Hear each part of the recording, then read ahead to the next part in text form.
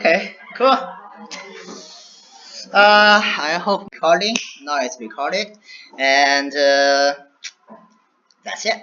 And tons of the mistakes of the grammar I think I will make, and my accent is heavy because I'm not native, and I decide not to fix. So that's it. Alright. So my worrying is done. So if you feel boring, just feel free to go anytime you want. Don't worry for that. Okay. So today's structure. We will give a definition of the current strange stuff like the AR, VR, MR, XR, whatever R is, and then just give tech reviews of the VR. Okay, and then just give a tech review of the mixed reality, mostly with the HoloLens. And you are so lucky that Magic Leap just released their patent yesterday, so I will give you a super brief intro of how they make the difference with the HoloLens and other equipment. But maybe I can't talk too much because I have NDA with them. And the later thing is something like the applications and the opportunity for you guys you can do in the industry. Not just doing the one button games, but where it's opportunity for you to finding a job, get a startup, get tons of money, or just do something for fun. So if you just want to know those kind of typical ITP things, say, okay, I know the resources, and I just want to do the shit, I don't care the tech itself. Just so you can have your leisure time with the first three parts. The first part will be more important for you. Other thing, I will go through for that.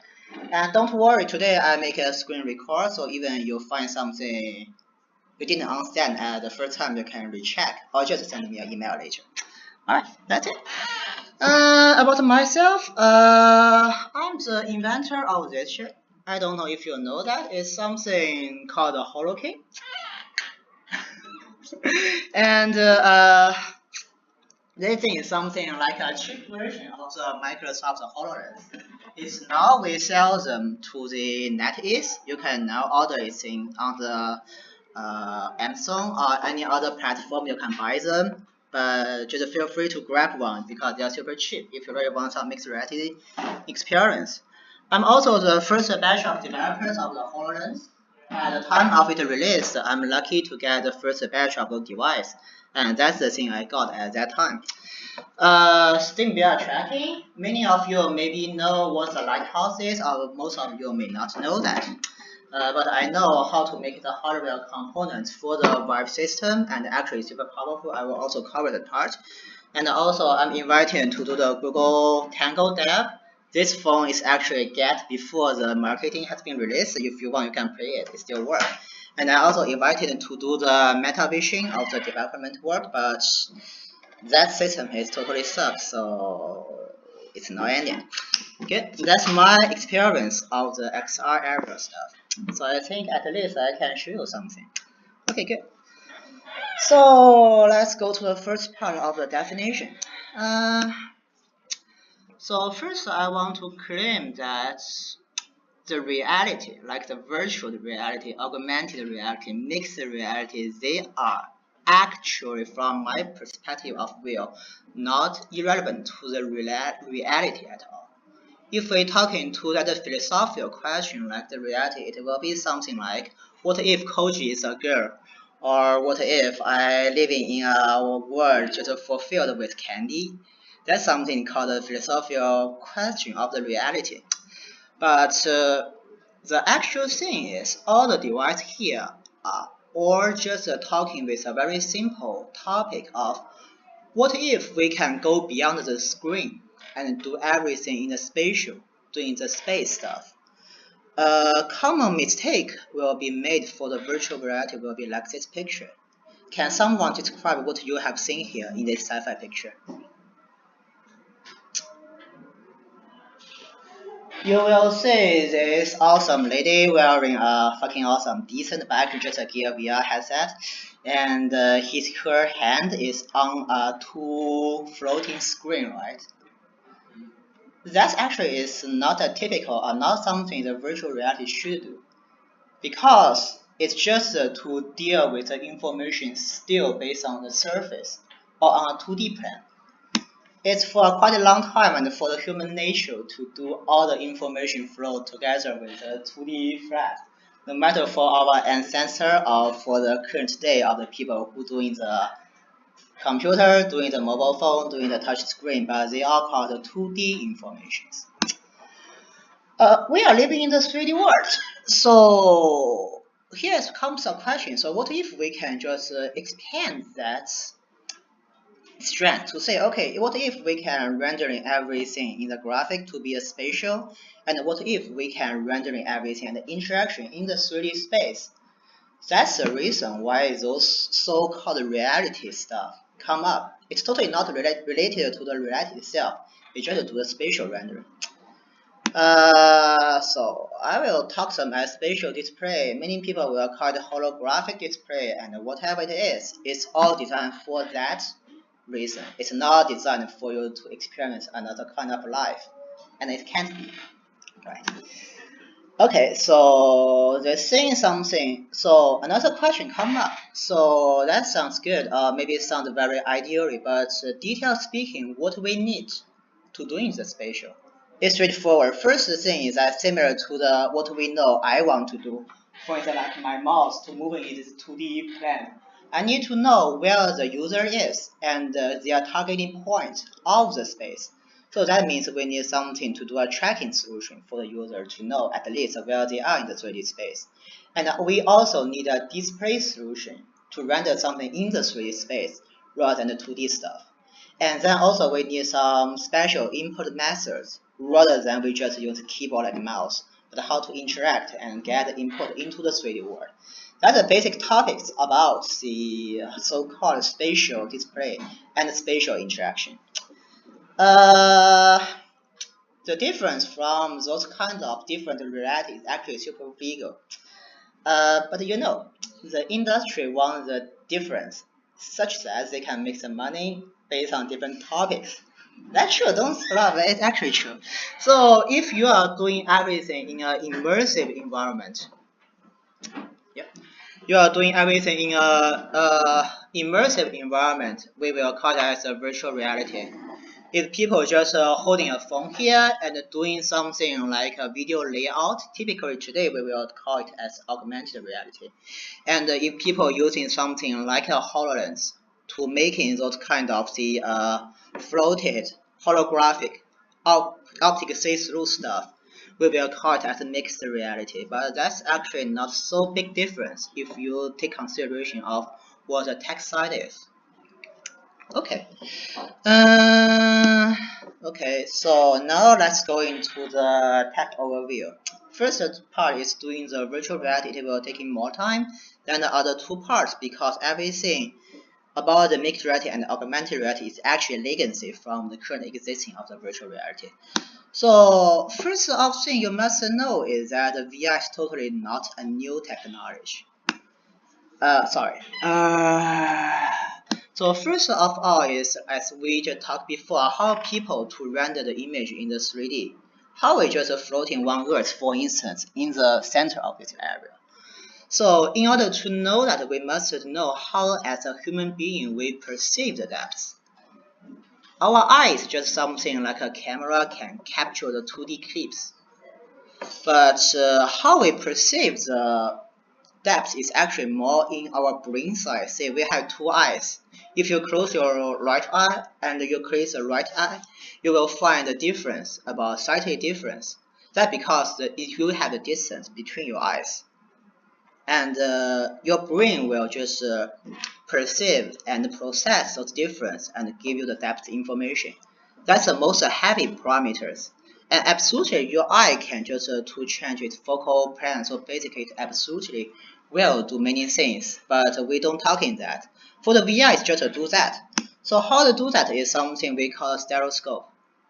So basically speaking, so we perceive the depth because of the difference of the image we receive from two eyes.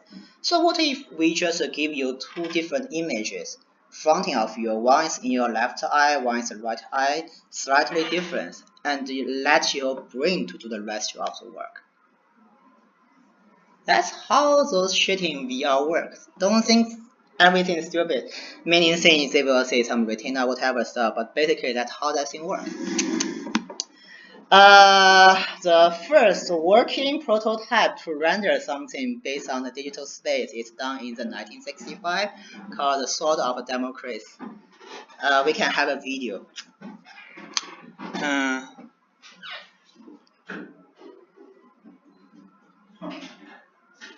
It's not joking, it's actually work.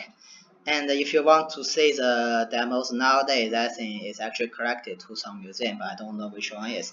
Can you see that cube floating here? Yeah. And this thing is something like two position motors to get understanding of where your head is and which rotation of you're doing. That's something they do. Do you see it again?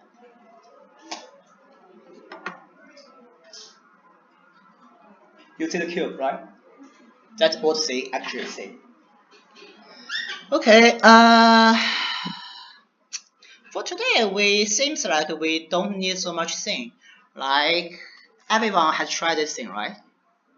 This thing, later. Okay.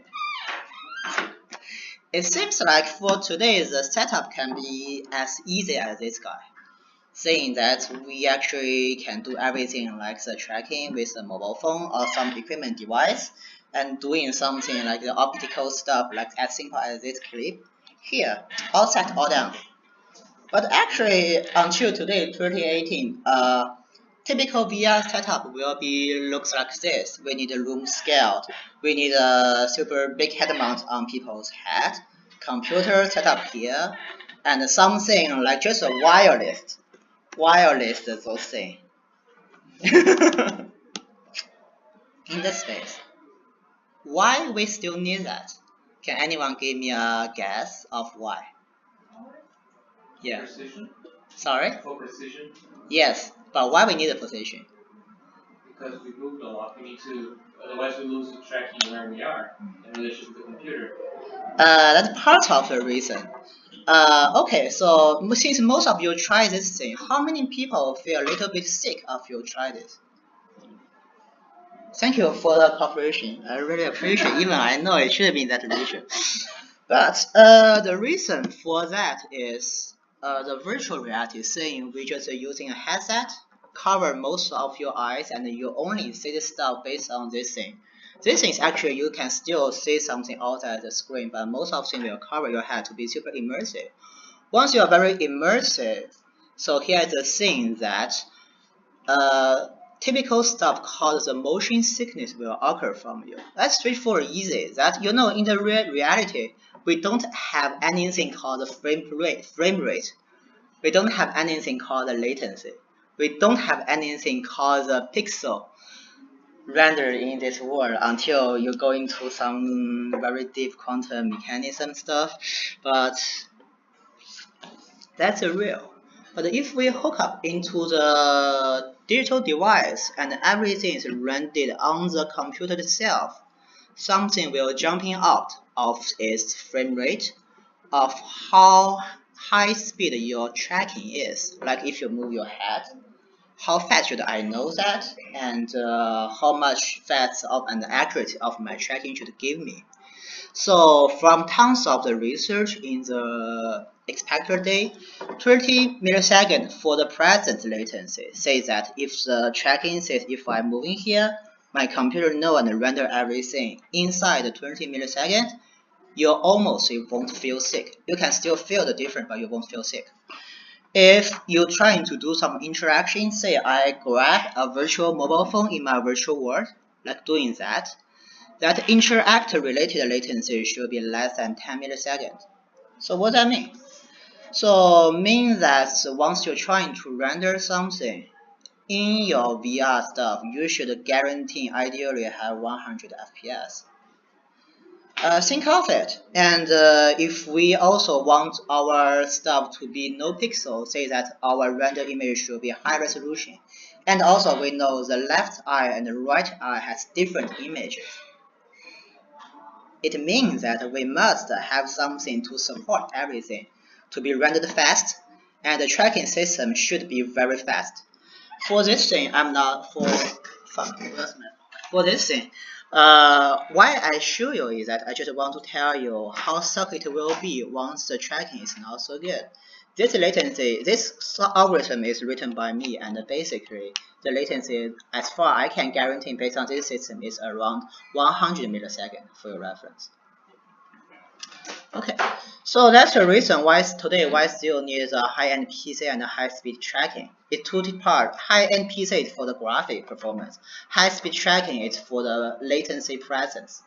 That's why we need tons of strength setup. Okay. But good thing for today is that all the rendering system is actually on the mobile phone, and the difference for tons of the VR device you can get from market is how they actually getting the stuff for the high speed tracking. So now we'll go through some devices here. So first thing is called the Oculus.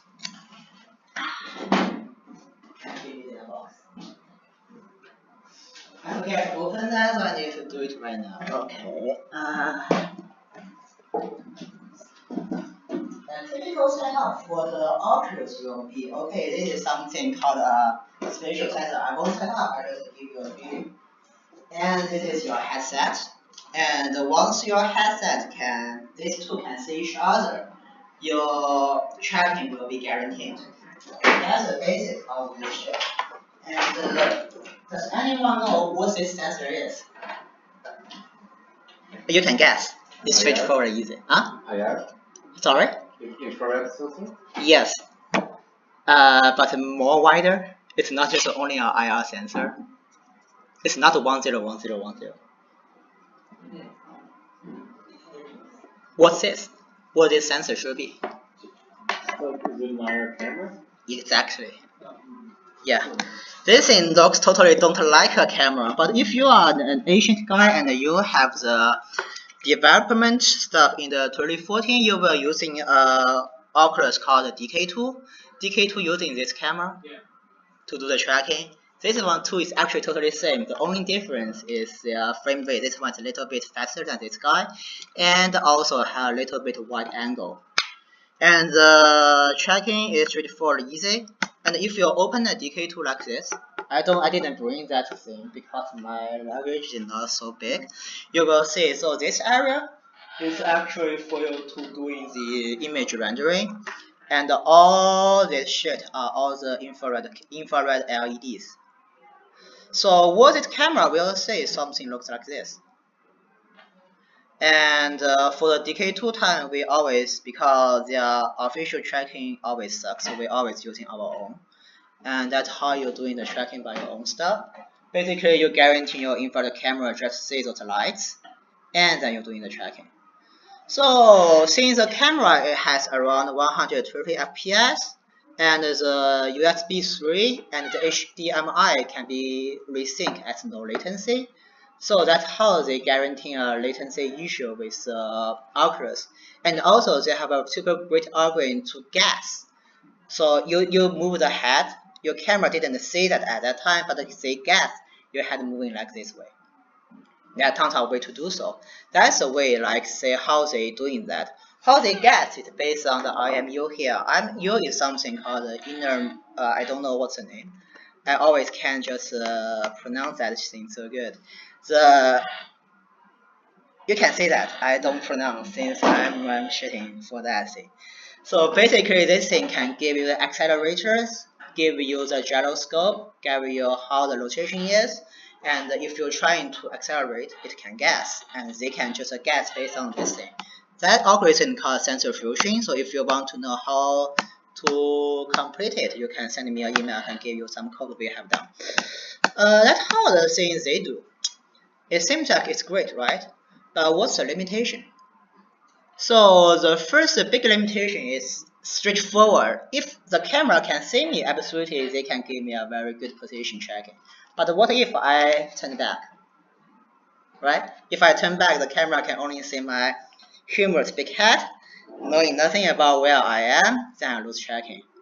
So the solution for that is also easy.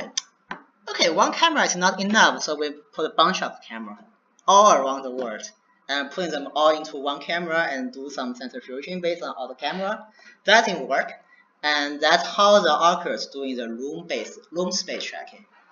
Another problem then can. What if we want to make two headset tracking at the same time?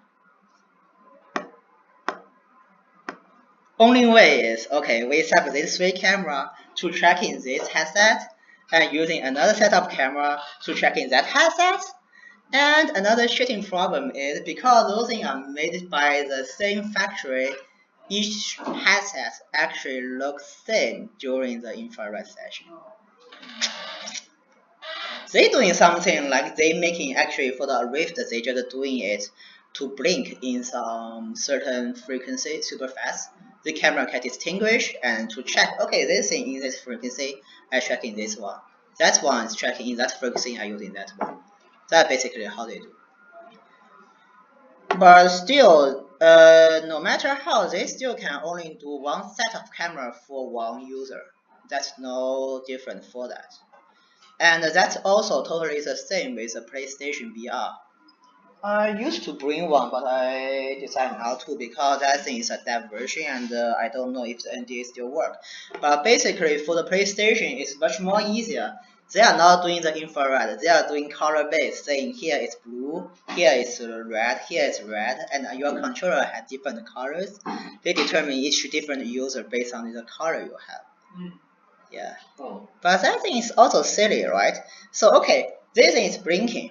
If we are indoor and the room environment is not so light, everything is fine. So what if we want to do something outside the door and in the daytime? The sun will fuck everything, and you will lose all the tracking. So if you are doing the Oculus or you are doing the PlayStation, the only usage for that is you are stay in room, keep everything as dark as possible.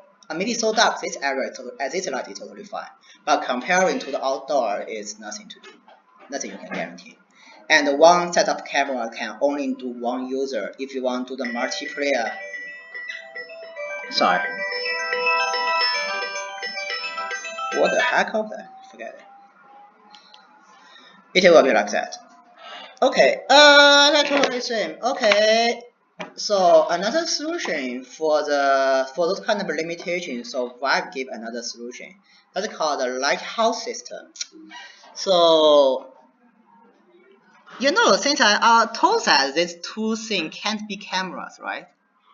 Or maybe they still camera, but maybe in a decent one. Just this thing looks like this. Can anyone guess which one is what's actually stuff inside this guy? Yeah. I know how it works. Sorry? I know how it works. It's like a grid system that it kind of projects a grid. Grid is actually on the device itself. So before that question, I want to ask you, how you think why this thing called the lighthouse system? Why it's called something like fucking awesome tracking system, but instead called a lighthouse? Because the lighthouse passes like a beam around. Yes, but before that, what's the usage of the lighthouse? Think of it. To be able to be seen by someone else. Yes, so lighthouse is actually using it for the sail, like this. So basically, if you're driving a ship in the sea, and in the sea, almost you have no thing to, especially in the night time. So you don't know where you are. But if you're actually trying to approach into the land, how you know how far you are still just related to the land? So basically, they will set up a lighthouse here. This lighthouse will have a light here and doing the rotation. And once you are in the sea area, you're like this, you are driven, you see this light. And because you know almost how high it is, and based on how the rotation, you can guess where you are related to the land. That's how the lighthouse itself works in the tradition. And that's how the lighthouse system works. This is a dev version of the lighthouse. You can't buy it in market. You can pass it around. Let me see if I understood the difference. So one on the Oculus, the sensors are actually trying to find the headset. Yes. And on the Vive is the headset that knows where the sensors are. Try it. Correct. That's why it's called a lighthouse. So, detail speaking, if you just buy a consumer kit, they will cover everything with those evil black glass to decide not to make you see anything. But if we do English here, it's a diversion. Translation you will see once I'm doing that, and if I turn on, you will see this tool trying to spin, just like a lighthouse to do that. This spin, okay, now you see that, so you know. So this spin, once they are just they emit all the laser beams, but you're doing this continually, like this. And you can also pass this to see. So for a headset, you can see, if you are by a consumer side, you still can see how shitty they are in the sensor area. Basically, in some tech, I have a bunch of sensors here. Because the beam looks like this, doing this. So it will be a time difference from sensor to sensors. So because I have a time difference from this guy to this guy, this guy to this guy, and I know how the lighthouse is rotating itself, so I can calculate where I am related to lighthouses. And still, if you can see the lighthouse, absolutely you can know wherever you are. But if you can't see like this, absolutely you lose tracking. So that's why the lighthouse also suggests you to do the tool setup to guarantee the area to be all censored. And you see? I just had a question. How do you tell the difference between being horizontal and vertical if it's the same grid? You mean this? Yeah. If you want, you can check the HTK. They have a mathematical relationship if you want. I can show you later. Yeah. That's how they do in the principle. If you're really interested in how to making those hardware, I will have much more research for you later and also inside this slide. Good thing for this thing is absolutely you can add as much as possible you want under one lighthouse, right? So this little girls are actually playing our flock demo, which you want you can run in our Vive Pro later. Basically, they are all become birds and eating bugs all together in a forest and co-located. That's the best thing, right? And also, you know, since it's the device to trying to find where the lighthouse is, and the device captured where they are based on their own. So a good thing is actually you can making as many as hardware as you want into one lighthouse system. That's the best part. And how to do that? In the ancient time, we have a very decent hacker team to making the sensor work. This is the last board I have. During that time, you can pass it by to say how does the sensor work. In order to making the sensor work, you need tons like those PCB boards to guarantee the high speed it can do. Don't drop it. It's something equivalent to an iPhone 10. It is hard. But nowadays, the Steam, you all know the Steam, right? And you all know the Valve. They making the CS, CSGO, and doing tons of open sourcing. We all love them. In the last, last 2 years, they decide to open source their HDK hardware development kits. And in today, you can even buy those things on this thing, like just directly buy them and applying for an HDK, including a calculation of if you have its components, how many sensors you need to add into its surface, how should you say arrange, in order to know the different other vertex and the whatever other position and how good will be they check it. They are now open to the public but not open source. If you want, you still need to write in an email, say, hey, I want to apply for the HDK. and then I make my own hardware. But you must know that back to our consumption, like or something like the pre-stage. If we want to making the VR stuff work, we must have a low latency tracking solution. Low latency track solution means you cannot using anything like the Arduino or whatever other shitting thing is to do the low speed calculation. So you need tons of the other board. You see those things here. This is actually guaranteeing something like the high speed calculation and the high speed communication with your device. And this is, oh, by the way, this is something like the demonstration I made before the shit. So basically, it's a demo of the app. And if you're doing something like this, you calculate as a headset, and if you hook up this shit here, you're doing something like a controller test. You can have fun if you want. This thing is actually, I mean, you know, those things actually still available if you want to make a decent hardware. Absolutely, you can do that. The cost is for the time and also for the money. One set of the thing we show here as a gift costs you $600. For your reference, if you buy a Vive, it will be something like 500 in total. Okay.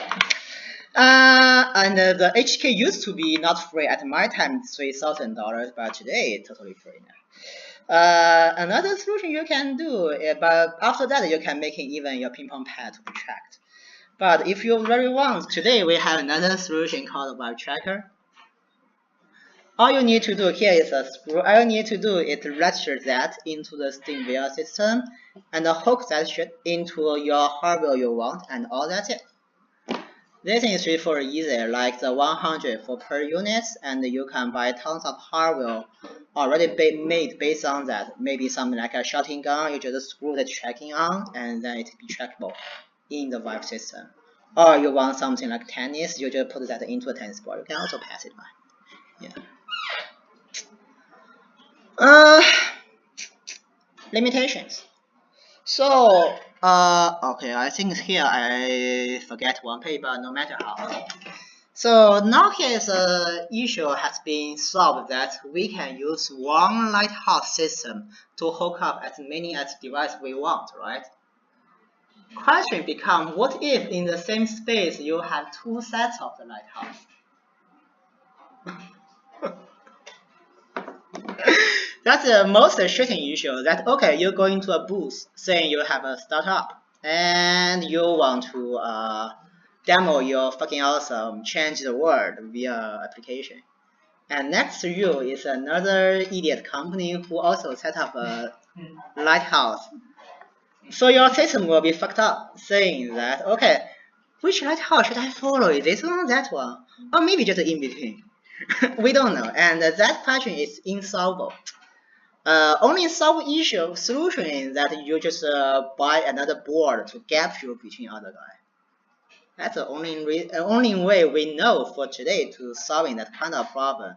But for that tracking system, it's very good because you can add as many as components you want, and it's even much more low latency than the Oculus Rift system.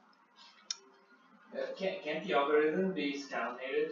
Like, because it says like more lighthouses, so okay, now there are 4 lighthouses, and we just. Then comes the question. Or it's like a hardware, just pure. That's something like a hardware design problem. If you want, I can talk a brief history of how they actually making that thing down. So basically, the Valve just design all the hardware principle and outsourcing it to a company called Synapse. Synapse making the first prototype to work.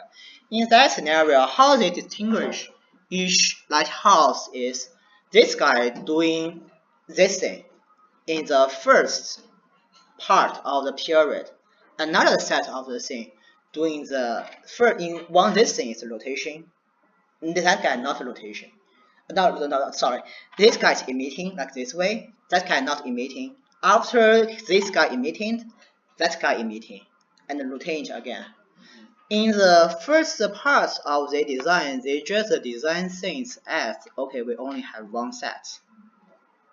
And if we want to make the other set to be not interested to influence each other in the lighthouse itself, it will be another issue, like how we define the period.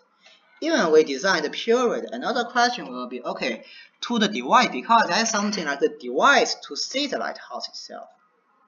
How the device distinguish, like, okay, which lighthouse is which, especially they are totally blind to other things. That's the case. So you will also see those LEDs here.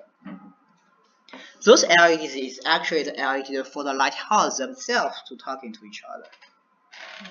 Yeah, you can also taking usage of this and maybe just give you a very strong signal for the headsets to do that. Okay, then more.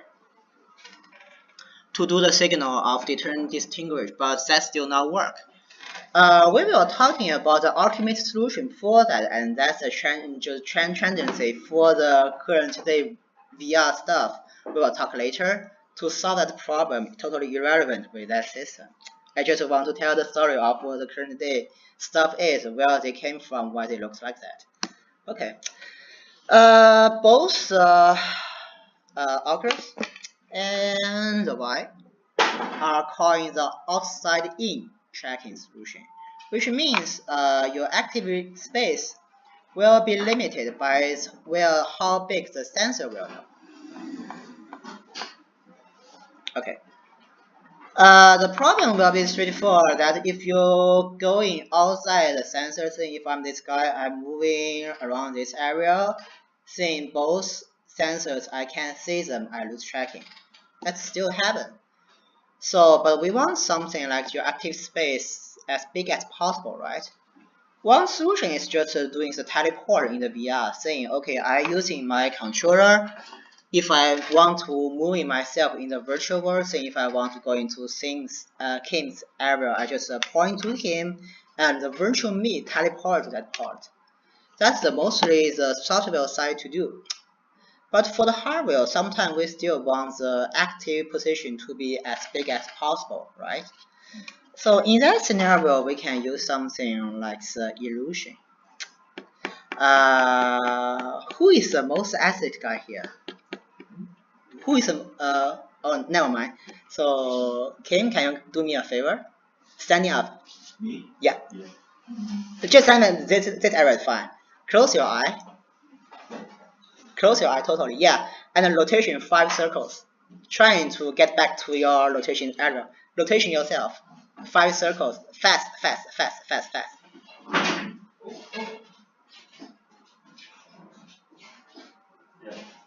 Yeah. Open your eye. I know you are dizzy, but also you didn't come back to your point, right? Right. That is because your sensor in your mind is actually straightforward, not so accurate. Like your eye, mostly if you open your eye and your rotation, you will come back to your point. That's because your virtual teach you that, but that's not your sensor here. So one of the stuff is called the illusion area, which is done. Oh, sorry, forget that shit. We can talk that later. Another way is actually doing an illusion. So this is led by the USA people who actually invent the Oculus system. Like this. So you will see the green line is the people who believe they are moving in the VR. But the red line here is the actual line, the people moving in the real world. You can see, he believes he actually doing this way, but actually the virtual just give him an illusion to do that. You see? Yeah. That actually work. And actually not so sickness if you're doing everything properly. And they also release the tools here. You can download them and have fun with that. Actually work and working fucking so awesome. I'm loving that. Another solution may be something like this. You know, it's very difficult for people actually to walk in streets. So if we give them a fake reference like this circle here, that's something like their stuff, like how the principle works. Forget. So basically, they touch the wall, and that wall and we render everything in the straight line like this wall. they will think they actually go in the straight line. You can also check that paper, that thing actually work. That thing called illusion. Sorry? Do you want to be able to copy the URL? You can download the slide actually. Oh. You can check the coach's email. It should be there. Yeah. And something you will see in the market or in the CES will be something like this. That's quite just basically something like just running on a running machine, but it's just everywhere you can do. I tried, and also I know the CTO for that company. Yeah. And those things totally not work. The reason is straightforward. Once you are running a runner machine, you will know, even you close your eye, you are just a step in the same point. Your brain is not dead. Those kind of solutions is actually not work, even they look fancy. But if you just want to get in fundings and to cheating those idiot people, hey, we have a fucking awesome solution for the virtual reality. You can do that, but don't do that to your own, especially your budget is limited. Doing that thing instead, that thing totally work, trust me. And they have another stream, but I can't find the how to say video. Basically, that's something like if I design all the thing indoors, like I need to go to the room just via a door. Okay, first time once I'm here and the door is here, I go like this way and looking around. But later I just because I'm not looking the door, I replace the door like this way. I want to get exit of that room. I just go that way.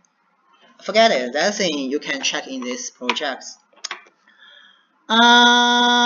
Ultimate solution for the VR. No matter how, those things still something like you have the illusion. The space is only this big. Hello, yeah.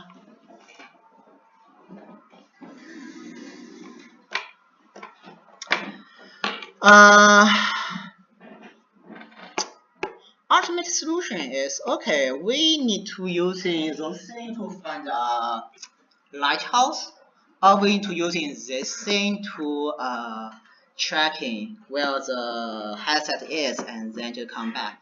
Why not we make the headset totally similar to our human bodies, can tracking itself without any lighthouse? It's actually possible.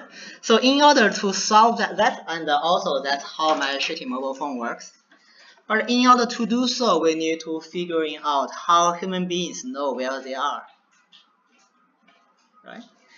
So while we know we're sitting here in the room 15, and once we're going outside, we know we are on the Broadway, and we're just moving to the north for 1 meter. Why we do that? Because we have 3 essential components in our body. One part is our eye. We have 2 eyes, can give us a perceptual depth. Second part is a motion unit here to give you something. Okay, I'm getting accelerated. I'm rotation myself, and I'm moving. And also your brain is so talented to combine the information and calculate where you are and how much you moved. So similar to this logic, we can have shooting making the stuff work, right? That's how the Microsoft works. This guy. I can bring that version here, but you can see basically they have the inertial measurement unit and have 2 eyes here. Those 2 eyes plus this thing and a fucking awesome algorithm in your computer. They can do the inside-out tracking. That's the ultimate solution. And that's how those shitting work. But come back to the point, like we need a low latency, right? Yeah. This thing has a 100 millisecond latency. That's almost impossible to solve. But Microsoft is such a monster company. They have the algorithm to solving that. But they won't open source, and even they have no paper for that. But they did that. That's how that those shitting works. So okay. So if you want to live in totally in the virtual world, and then you want to wearing your VR device in and walking that to the street, now it's possible. You're wearing your headset, and you just put your computer in your bag. You can go to the street. That didn't work. That didn't totally work today. For the Microsoft, one part is so fucking awesome that I must point here is that why the Microsoft is so rich is because they have the Windows operation system, and they're making your headset totally equipped with the Windows 10. So what that means? So okay, I'm doing that. I can say those awesome 3D interaction, but meanwhile, if I need a browser, I can open it inside it. And also, if I want something like doing the CAD work, I can drag the existing 3D painter to do a 3D version of that, and also to see my 3D character to moving around. It's an integrated platform to the Windows 10, and it's actually a system level of the platform, which is totally different. Think of it, everything actually for the VR stuff you see in the market, it's more just in the application level. Saying, okay, you have one button game experience for 10 to 15 minutes, and then you quit. Everything is based on the Windows, and or maybe some people is so fucking talented to run that thing in the Mac or even in the Android, but no matter how it is application, it's not a system level platform. That's how they do. And up to today, 2018, only two systems come to that level. One is the Windows 10 based mixed reality, and the second is the Steam. Steam also has a room setup experience, and you can run everything from that room, but they just stress the social entertainment. Saying that in that area you will have your own avatar, you can call your friend, join into the same virtual world, and grab a cape and put that thing into his face. You can do something similar to that. That's the only two companies currently do so, and it actually should be looked like that.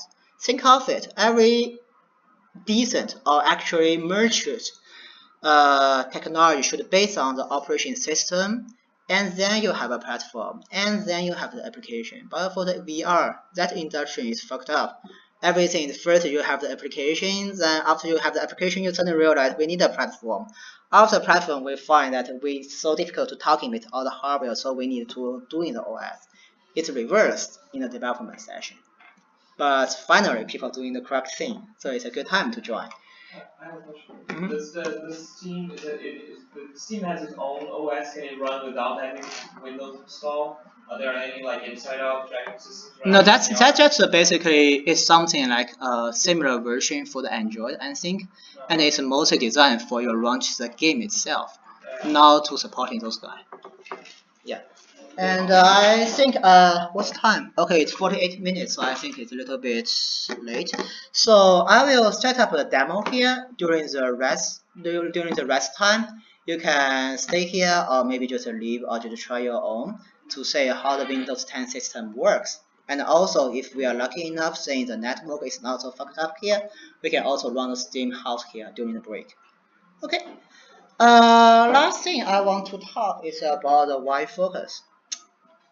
Not the last two. This guy is actually just come up around 3 months ago, and until something like 1 month ago, I'm allowed to talk in this publicly. So basically, this thing is they claim, but may not be much more advanced of this thing. No matter how you want to use in this asset, when you go hook up a computer, you can get a little light computer and put it into your backpack. But no matter how, you still need a computer. This guy actually can do all the calculation by itself. It has this first is inside the tracking, you can see this stuff here. And also it has a total decent NVIDIA Turbo chip inside, which can allow you to run OpenGL 3 and Vulkan, which is enough for very okay graphics. and everything's integration, and they have an operation system modified from Android, that's for sure, but they still work.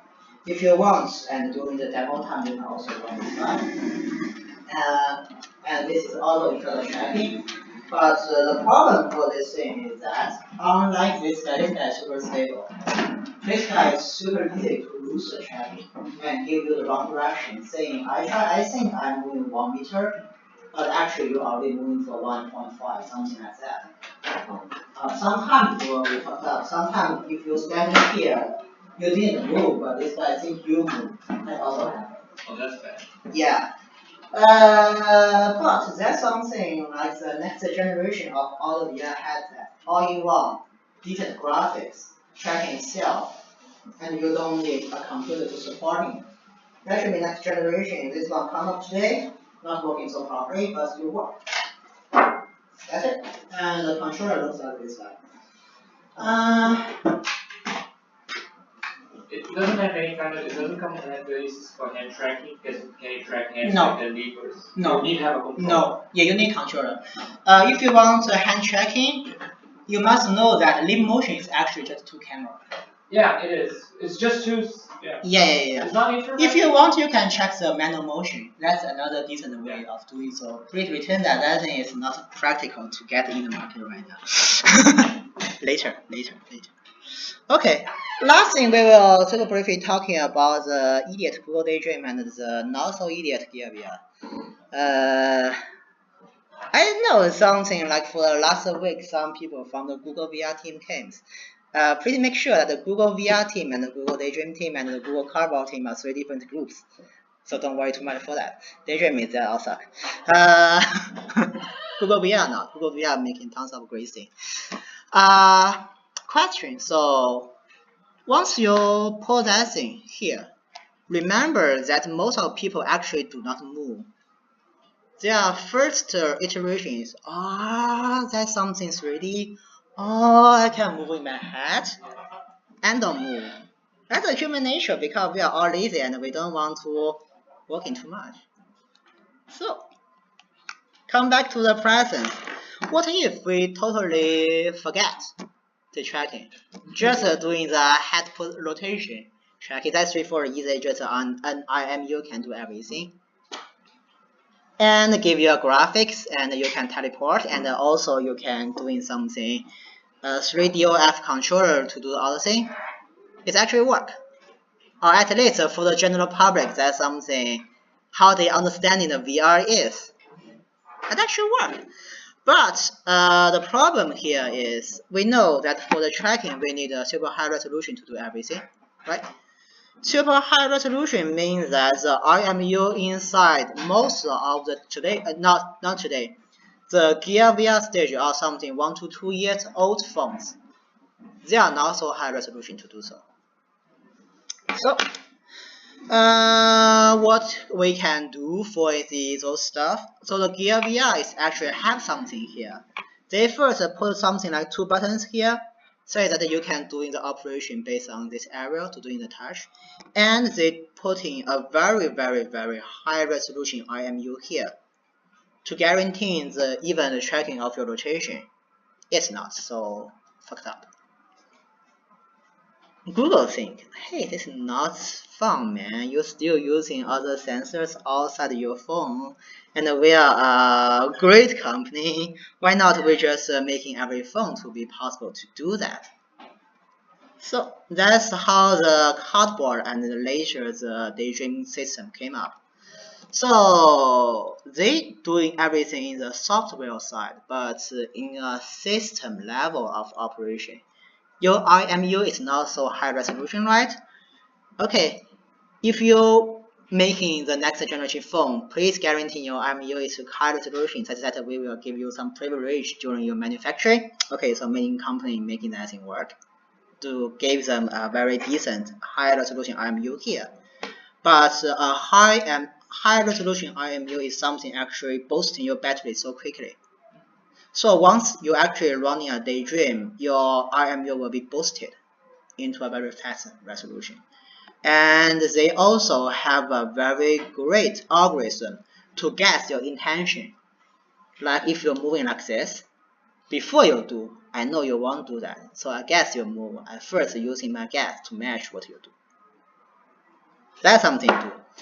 And the last thing they make, but that thing is currently also something quite normal in the current day of the render parameter is something called the single pass bin rendering.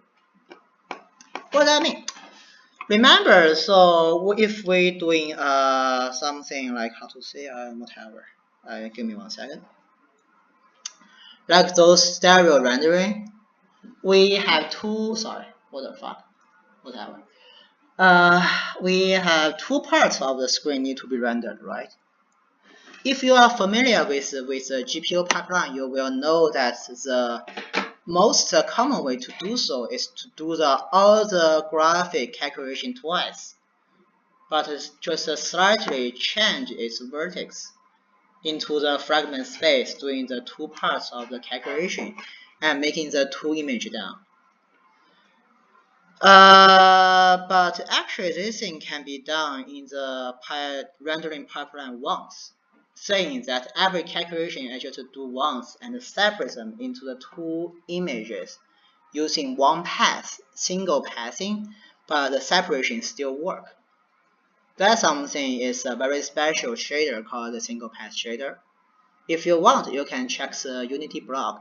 They have a very detailed explanation of how you do that. It's not so new, but the problem is the single pass rendering used to only working on the directs and on some decent graphic card, but totally no possible to be on the Vulkan and the OpenGL, which means on the mobile. The Google and the Snapdragon doing a very great fucking awesome thing to guarantee all the decent phones nowadays can run those decent algorithms on the GPU level. So now you can do the single pass in a mobile phone. So think of it. It used to be you need to calculation twice, but now you can just need to calculation once to get the stereo. But doesn't mean that it needs to be like a special, like a latest model cell phone to be able to run that? No, it's just an algorithm that's doing that. It's not still the hardware have some equipment, so that's also the question why the Daydream is not supporting all the phone. Yeah, that's the reason. It's not that the Google is so evil, it's something like you don't have that hardware inside. Your phone is old. That's the kind of standard they make. The reason for Google to making the Daydream and something like the content level stuff they make, we will talk later. But one thing I can talk is something like they have a very good resource called Google Spotlight. Yeah, which we will talk later. Okay, let's have a break now. Later we will talking about the mixed reality part and also we will talking about the opportunity part in the industry. Good? Okay, all set. Hello. Okay, work. Why is can't going to that side? Should yeah. Sure, whatever. Is that basically sorry, what I mean? Yeah. So if you want to doing the multiplayer stuff, saying that you and your other friend want to share the same word, multi-user, you need a system level to support you to do everything related to the network. And all the stuff finally says here is, in this video you will see everything is not something like a fantasy sci-fi movie style entertainment.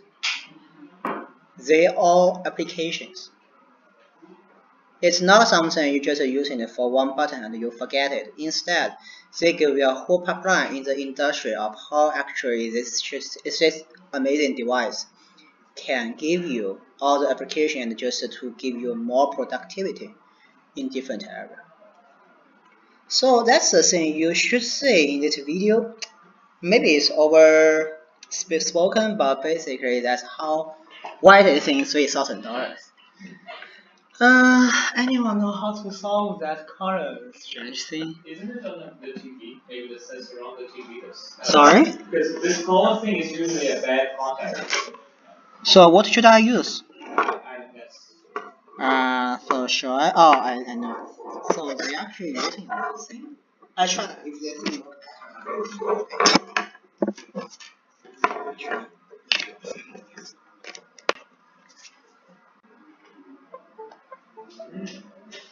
Da da da. Ooh! Perfect. Awesome. Yeah, no color difference. Awesome. You see how vivid it is, right? Great, awesome. Because later we have tons of things. We not need to talk about graphics. So basically, the color will be a different thing here. Okay. So that is a part, and the interaction part for this thing. I don't know why they propose that because part of the reason is actually Microsoft have very shitty user experience team always. They just asking you doing fucking amazing stuff with all your spatial gesture, like you click, you drag, and you throw something out, and you can use in voice. But the problem is once you're actually doing the work, hooking your hand in this area is very tired. If you don't believe me, just doing this thing without a table supporting you, and you just instead for something 30 seconds, you will feel super tired. I don't know why, but they pay tons of the attention to that part. So basically today, nowadays, if people doing the Microsoft, they will stupidly but actually work using the game controller, that kind of game controller, not this thing, or something just keyboard and mouse, because it's more from the human nature side. Another big thing for the Microsoft is that for any kind of whatever reality application is, doing the documentation will be super difficult. They open source a component that you can using a camera, hooking up a HoloLens here, and with the OBS system here, you can directly making the mixed reality video straightforward, easy. That's important. That's in something change your tour. So nowadays, who is the biggest order for this thing? The biggest order is actually from an elevator company because they want to repair the elevator without open everything but check all the wires. But in the current day, the next opportunity for the HoloLens is something like the preview of the computer graphic movies. Like if you are in the Hollywood, now you want to show him something like that. That's the biggest usage right now. Unfortunately today, this thing, HoloLens, as the reason we talked before, the group popped up. The next generation seemed impractical until 2020. And it's still very expensive, right? Any substitution device, like the Meta, like the Lenovo Mirage, like the ODG, which I don't have on because it's expensive, even expensive than that shit, or something like my HoloKit. Unfortunate thing is, there is no equivalent device today at all. Think of it, it's not just something like a spatial display for you to do an optical see-through.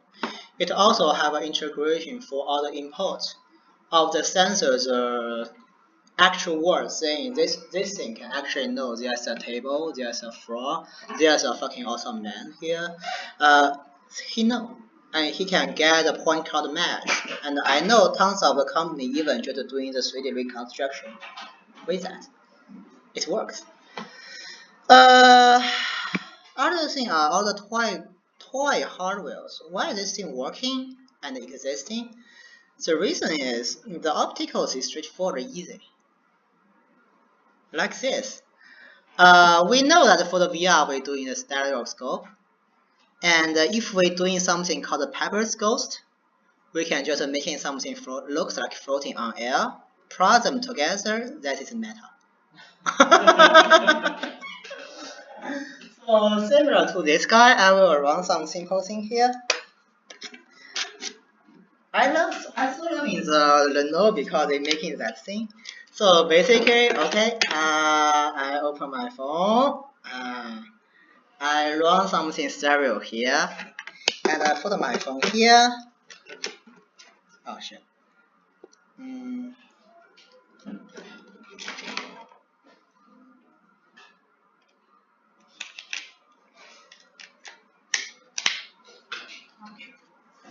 I insert my phone and all set.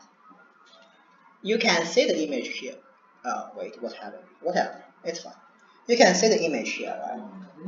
Yeah. No, whatever, it's fine, it's fine. It's something idiot stuff. Forget it. So basically, that's how all the claims, optical device like the next generation of the HoloLens, better, decent version of the HoloLens, how claimed the version works, including Meta, including Lenovo, including tons of things you can buy in the market. So my HoloKit, what's the reason for me to invent? It's just to tell the world there's no secret. It's just something you buy at hardware, you get something Amazon, and then you put them together. Now it's working. How much is it? If you're going to Amazon, I think the price now should be $30, I think. But if you make your own, it will be almost here because you are in US. If you're doing everything in China, it can be something like $5 to $6. This one is called a bird bass. Bird bass is something like the prototype of the HoloLens in the optical area. This thing looks like this. I make that before occasionally. And you will see there we have two looks like this optical mirrors, and we have a pepper scotch stuff look like this way. Because this thing looks like a ball, and the ball in the park will be used for the bird to take baths. So that's the optical stuff we call bird bath. This thing, basically just that. Yeah. And there are tons of ways to doing the change of that shit like this. All this structure works. That's why tons of the looks amazing but looks different glasses existing in the real world. Catch the point, it's no different, like just for my paper stuff. Okay, so for my HoloKit, so it looks like this. Basically, we have one mirror here. Okay, then with that mirror, and this something is something, how to say that?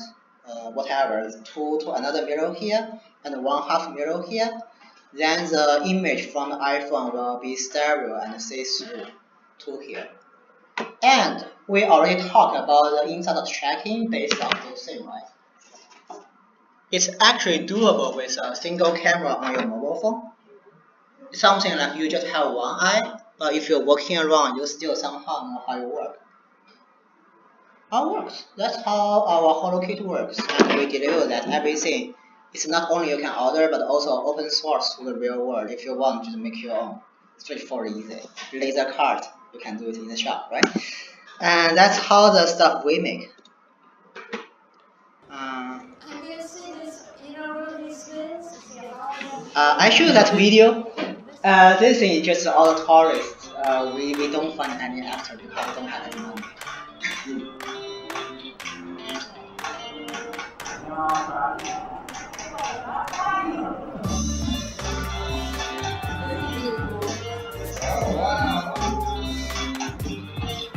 That directly we are making a camera to the face through here.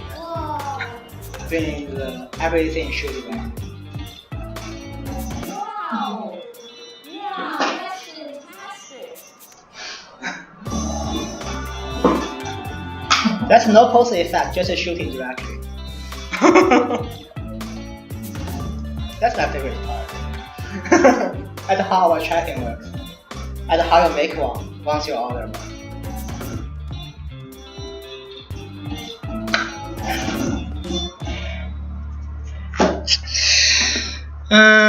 Okay. Alright. So you know that thing works, right? And that's something like the stereoscope to do the stuff. Is that something actually a mixed reality thing? Answer is almost no. The reason is straightforward. If we actually making the stereo is something, for instance, if I render something like my phone here, actually the optical stuff just give me something, the focal plane around here. Because it's a little bit far away from me, and the stereo will tell my brain this image is here.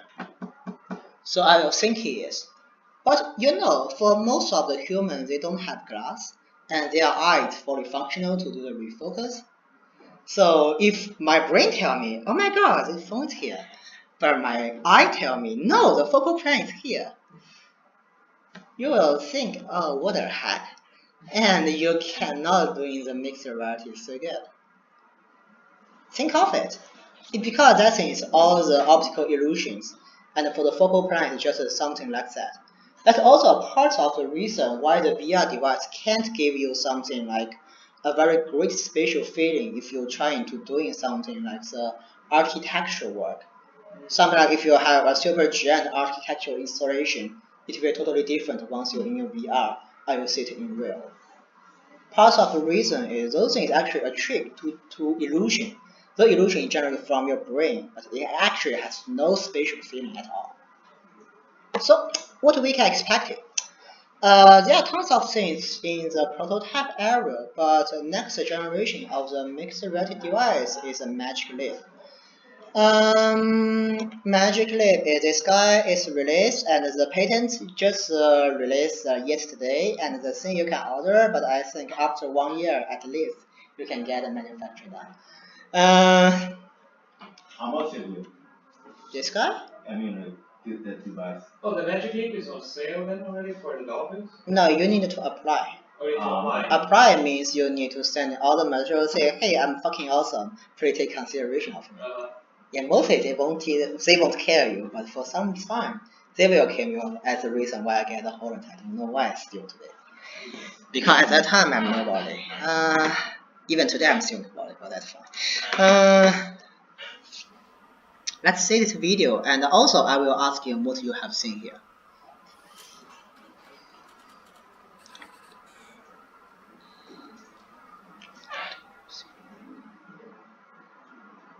Just two super simple demos.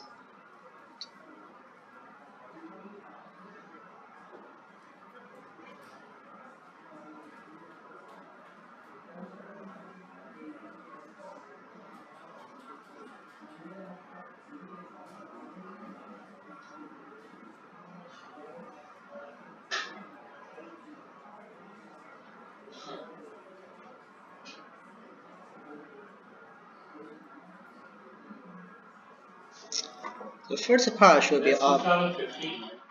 Yeah, but the principle of the opticals didn't change. The effort they made is just for something they want to do, but they fail. If you want, I can share you the paper later after this talk. Yeah. Alright. I think we should better to see the first batch. 1 second again. This guy, this area, I think tell more story than the last one.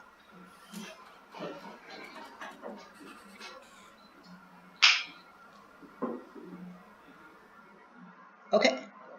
Alright. Can anyone describe what they have seen?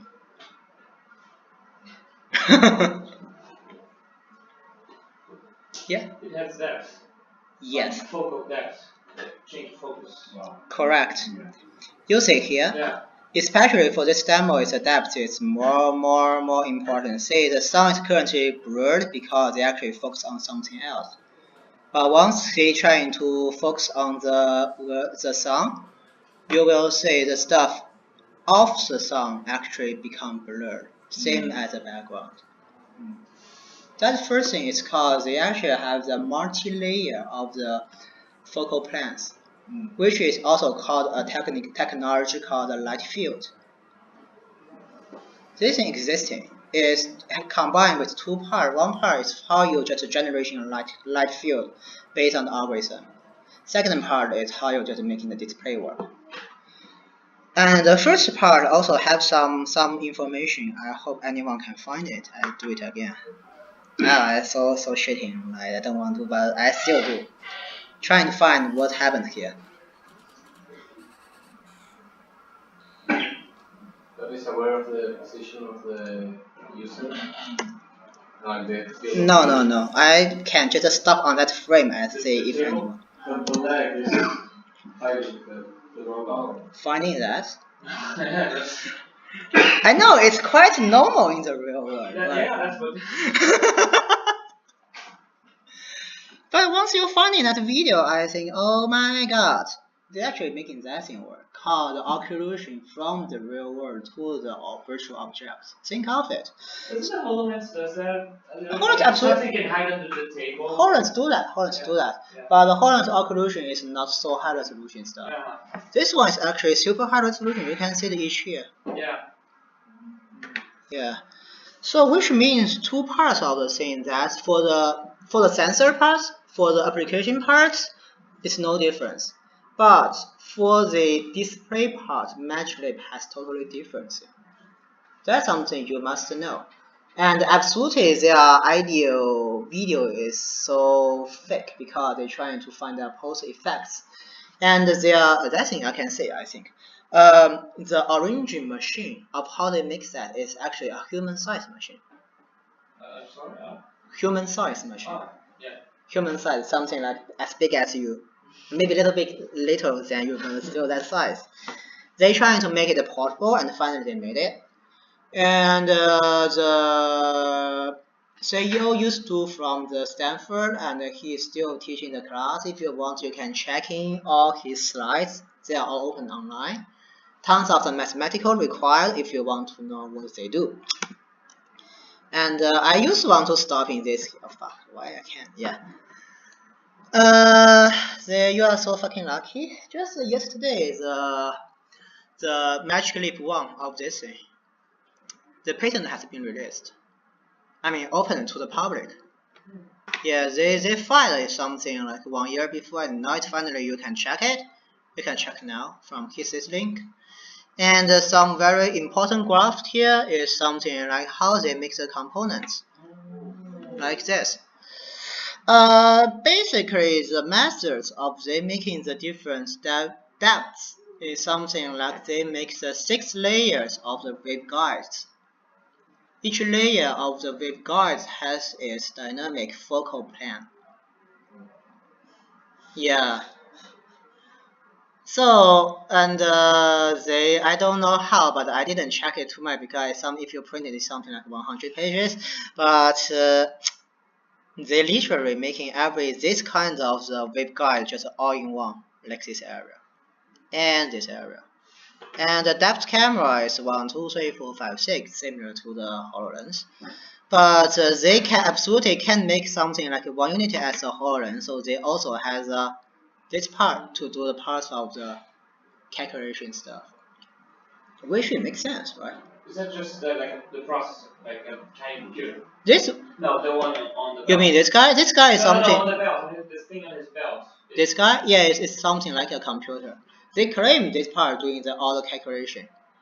Yeah, and also I think most people just say this guy didn't see this girl here. Yeah, that's always typical. Maybe if you are a man, you are not.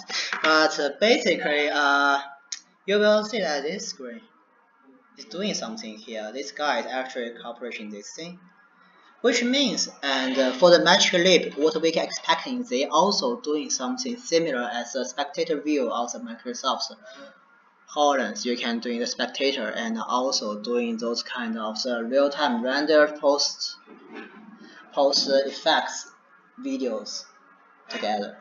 That's something you can expect. And actually, that one looks much better than any of these. Absolutely. I mean, those guys, only this guy, the Microsoft Mixed Reality one, is not the dev version. All other things here on this table is all dev version. Yeah, I don't pay money for the device. That's another story. Alright. And other prototypes you can expect in that something like in the 2020. This one is actually from NVIDIA. Something like similar to your eye. Like this mirror can change the focal at itself. But that's something like I can only move all the stuff from this plane to that plane. It's not something I render something in here together something here. That's something how the NVIDIA's technology currently is. For the Microsoft, the next generation of their prototype is like this, big of the eye. still only with one layer of the depth, but they make it super light. I tried it in the C graph this year. It's something like just the size of my glass, little bit heavy of the leg here. Oh, that's it. Yeah, these two are all under the prototype stage, and they must have something beyond this prototype, and we don't know because they are not open. But that's something you can expect in the later work after the match clip. Is that from Microsoft or that's a limited company? This one for the Microsoft, this one from the NVIDIA. Does it have more than one color? Excuse me? Does it have more than one color? Like it's like a full is a color feature that's You mean this guy? yeah. The prototype they demo in the C graph this year has only green color. Yeah, but once they can make in gray, the RGB is easy to do. Catch my point, right? They just didn't do that because it's something like openable.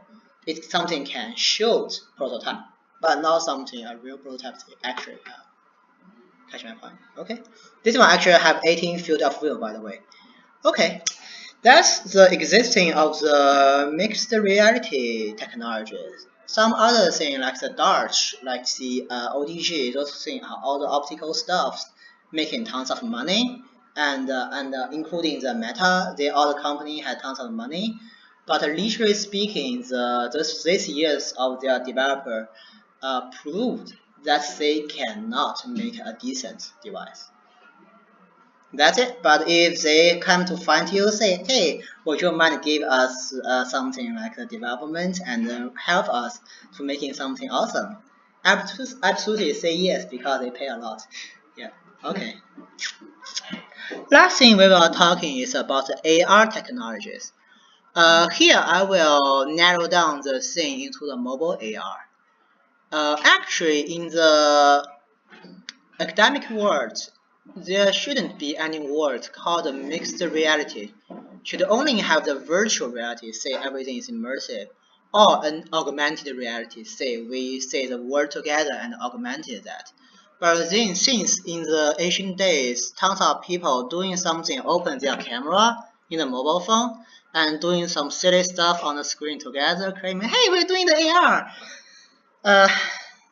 So now the word AR mostly claimed by the mobile and makes something like those things, like a Microsoft reject to claim they are the AR, so they create a word called mixed reality.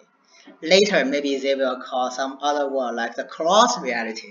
That's something based on the engine side to say, okay, we can use it all in one. So no matter the VR, AR, MR, we do all things together, so it's called XR. I don't know whatever R will be in the future, so I just keep everything here. So the two components, I think you already checked. So remember the thing you make from this thing and with a phone. This tracking solution is provided by the AR kit, and for this phone, it's provided by the AR core. And before we talk in the detail for this thing, does anyone has any idea why those things will come up? Right? Especially if this thing is on the market, why the mobile AR becomes something?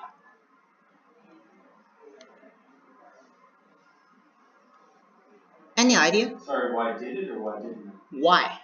Why did this thing? Something like 2017? Google and Apple, those two big shitting companies, just release ARKit and AR Core, claim that now your phone can do the inside-out tracking, right? Basically, that's it, and find a plan and put some toys on your ground. But why people need that?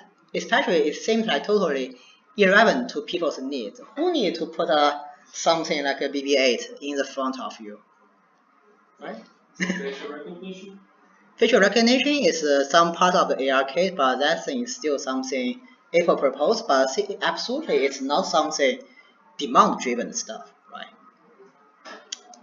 The reason, because I'm also in that industry, I have one guess, it may not be true, but I think that's a big reason, is that think of it, what kind of a device actually needs the inside-out tracking, rather than our human beings?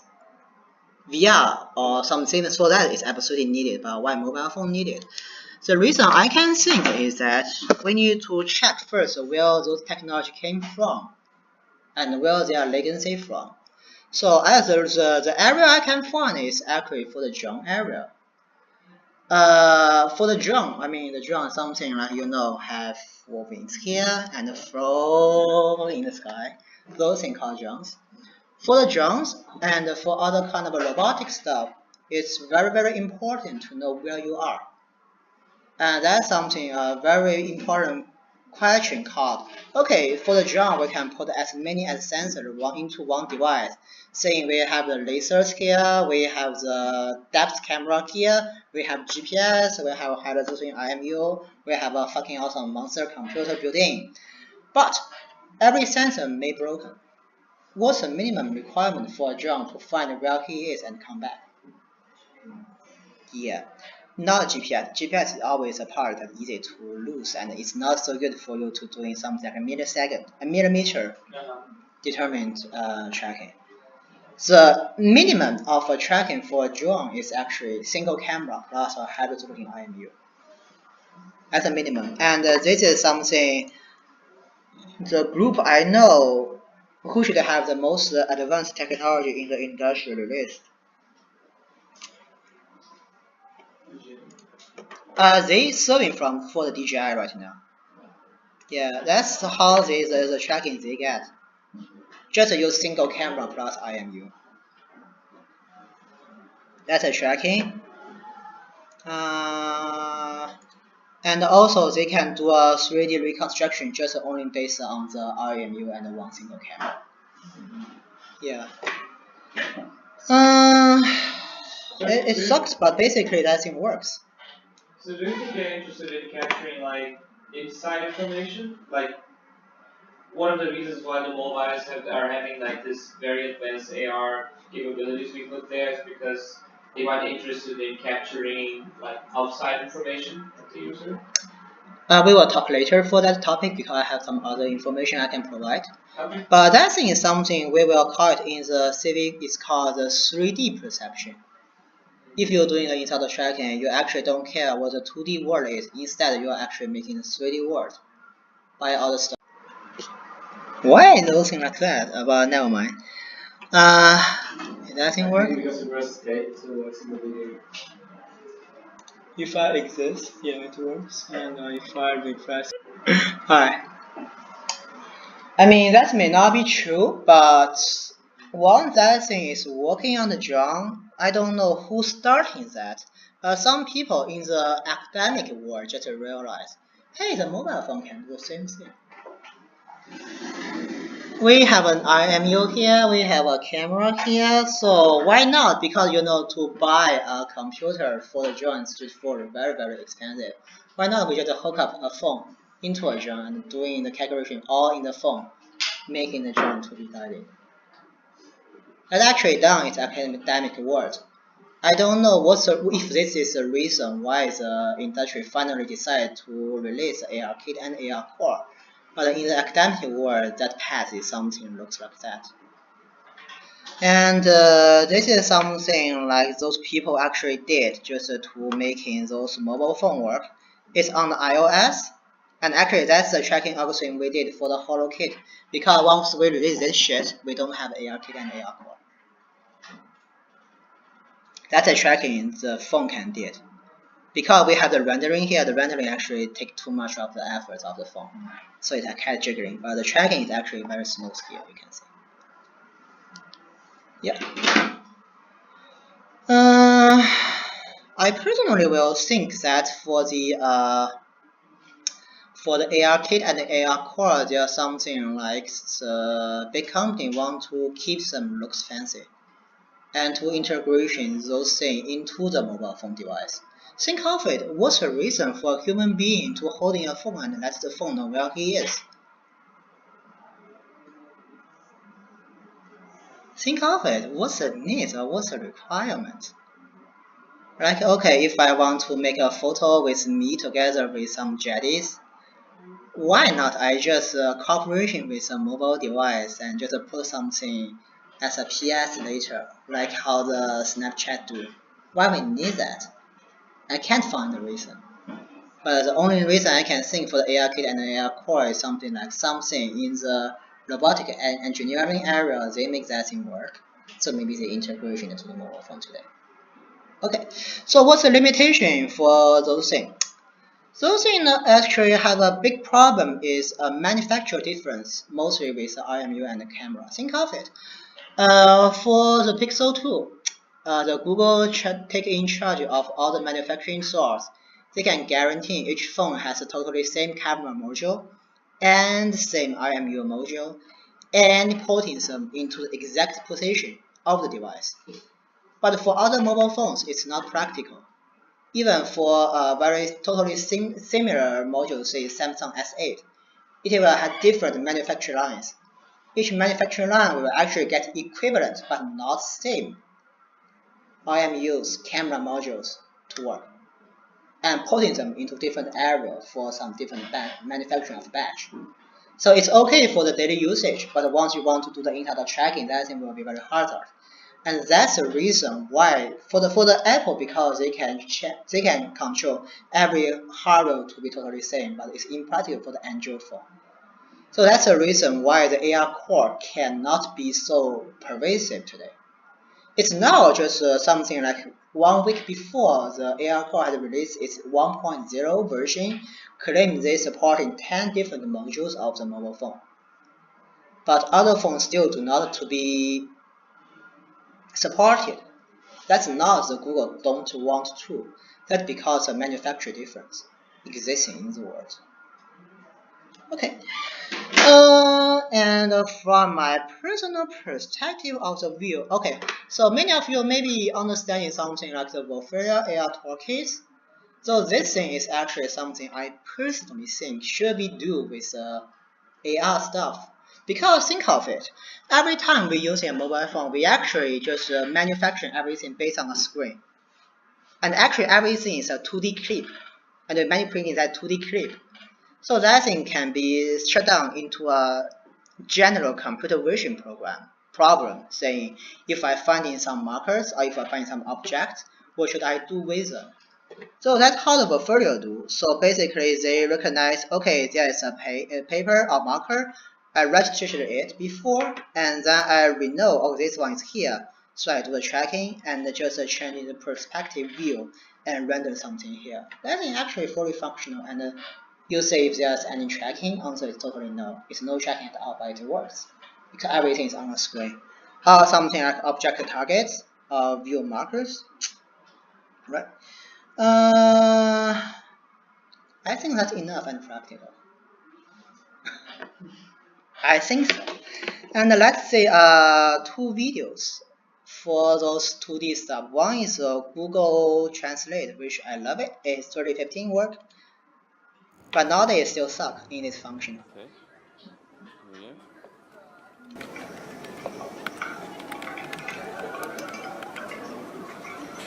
go. Testing. One, two. One, two. And flip it. Nice.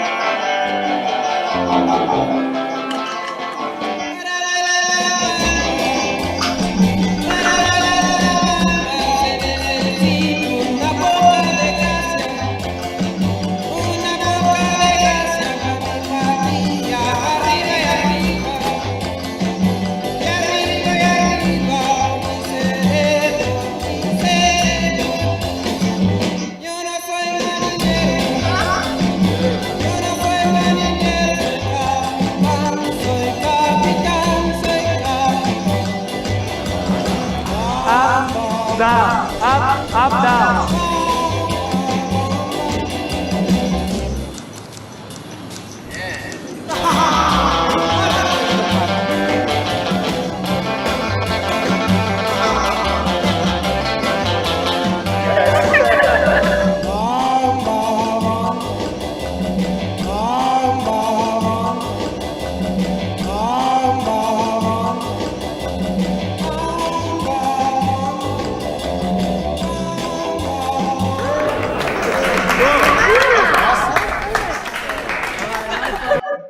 Alright. So anything with spatial recognition, inside of the tracking, or the plan detection, point cloud mesh rendering, anything related to this application? No, right? Anything actually they do it. Okay, find something like looks like a text, and translate it, and using another image to cover it. All that's it. That's fair enough. I mean, right, and that's actually impractical and actually works. And for the decent thing, since machine learning is so pervasive, there are tons of ways to do the not so traditional object detection. One of the very popular ways is called YOLO. You only look once, like this thing. This guy is actually, I don't like his accent, but this video makes perfect sense of what's the YOLO. Hello world, it's Suraj. In YOLO, you only look once. That is the demo for today's video. We're gonna build an object detection algorithm called YOLO, you only look once, for real-time video. So you can feed this thing an AVI, an MOV, any kind of MP4 file, and it's gonna be able to, in real time, like this demo that you're seeing behind me that I'm running off of my laptop, in real time, be able to detect what objects are where. Now, this is one of the most popular and one of the most new techniques out there for object detection. So in this video, I'm going to go over a little bit of the history. Alright, so that history, you just check your own, but basically you know that's enough and practical, right?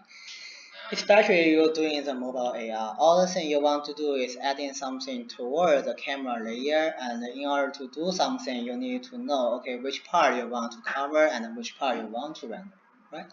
That's it. And still, but if we actually making the inside of tracking together with something like C, image rendering, pull these two parts together, some magic can be done, something like those shit. This guy. It's not such a good video, but can show you something here. That's something called Porphyria plus Tango. Tango is something like this device. Variation, but it actually works. It's still doing the recognitions with a mobile phone, but since it has the tracking itself, so it can do something just doing something like this part is not so good. But once the plan is done, you can actually call the plan into the you want area of the real world.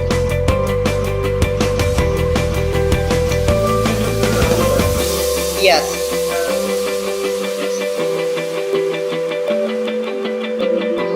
Yeah, I used to know this.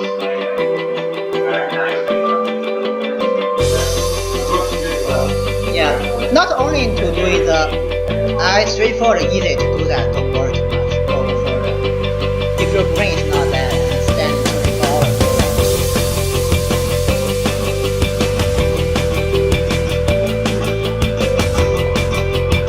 Alright. Okay, we stop here. What does it mean? Actually, it's just doing two parts. One part is do the tracking, so is that you actually know where your camera is, and based on the image detection, you can actually do something super decent events based on the object in the real world. Last time thing I want to talk is about the Tango. Tango is nowadays to be shut down from the Google, and all the team members, parts of them leave the Google for some unknown thing. Parts of the other thing, people who still stay going to the AR core team. Yeah. So let's say what the Tango can do. My name is Johnny Lee, and I work in the Advanced Technology and Projects Group at Google. Our small team here, based in California, has been working with universities, research labs, and industrial partners to harvest the last 10 years of research in robotics and computer vision to concentrate that technology into a very unique mobile phone. We are physical beings that live in a 3D world, yet mobile devices today assume that the physical world ends at the boundaries of the screen. Our goal is to give mobile devices a human-scale understanding of space and motion. This is going to allow people to interact with their environment in just a fundamentally different way. We can prototype in a couple of hours something that would take us months or even years before, because we didn't have this technology readily available. What happens if you have all of these pieces in a phone? How does that change what a phone is? we have created a prototype phone containing highly customized hardware and software designed to allow the phone to track its motion in full 3D in real time as you hold it. These sensors make over 250,000 3D measurements every single second, updating the position and rotation of the phone, fusing this information into a single 3D model environment. We have Google a kills model this called for some Map idiot Action reason. Doors, and it's a solution to that problem. It tracks your position as you go around the world, and it also makes a map of that. Imagine that you scan a small section of your living room and then are able to generate a little game world in it. I don't know of any other controller or gaming device that can do that at all. Putting all this together, they pulled in experts from all around the world and got them all working on the same project. Those are very high caliber people. Why? It's very simple. I think actually people believe in the vision. Localization mapping is there on your phone, you just use it. It's this ability to follow other people's footsteps. And we can also benefit from what we do for the project back for the open source community. Use it for visually impaired, give them auditory cues on where they're going. Being able to map your home, check out, see how this furniture looks in the room. Virtual windows to sort of different worlds. I mean, the possibilities are really endless. Over the next few months, we will be distributing dev kits to software developers to develop applications and algorithms on top of this platform. We are just in the beginning, and we know there's a lot more work to do, but we are excited about where it is going to go. The future is awesome, and we believe we can build it faster together. Alright, so that's my personal judgment of the Tango. It may not be true, but if we're talking about Tango, most of the people will say, hey, this thing should be an Asian technology and should be the ancestor of the AR kit and the AR core, and should be something like in the mobile AR level. So, but from my perspective of view is that Tango should not be equivalent to that kind of the device. Should actually be equivalent to the HoloLens. Think of it. It actually has, if we see the newest version of the dev, you will see that it actually has not 6 eyes, but actually has another set of eyes of the depth camera here. And it's not something just as one single camera to do the mono tracking, to do a very super dense point cloud map. It can do a super high resolution 3D reconstruction. And since Google actually owns the Android, it can actually have the system level supportance for the Tango stuff. And for the speech recognition or for the something like 3D interaction, there is another toolkit called the manual motion, can actually detect your hand if you really need it. It all works, and the portfolio, all other team like to doing the general CV stuff, they all love it, and they are willing to supporting it. The Tango is also open source, so if anyone want to improvement or deploy this shit into other thing, it's possible. It's another way, just the only difference is this display maybe just based on screen, but who cares, right? It actually has the equivalent and possible to be considered as a core function part of the mixed reality core part, but unfortunately it is under Google, and Google is a great company with tons of the problems. It's died today. It used to be, this thing used to be that possible all the way, saying that the Tango can be something like the mobile experience, and meanwhile this one can also be a core part of the IoT stuff with the spatial information, can be the core part for robotic engineering work.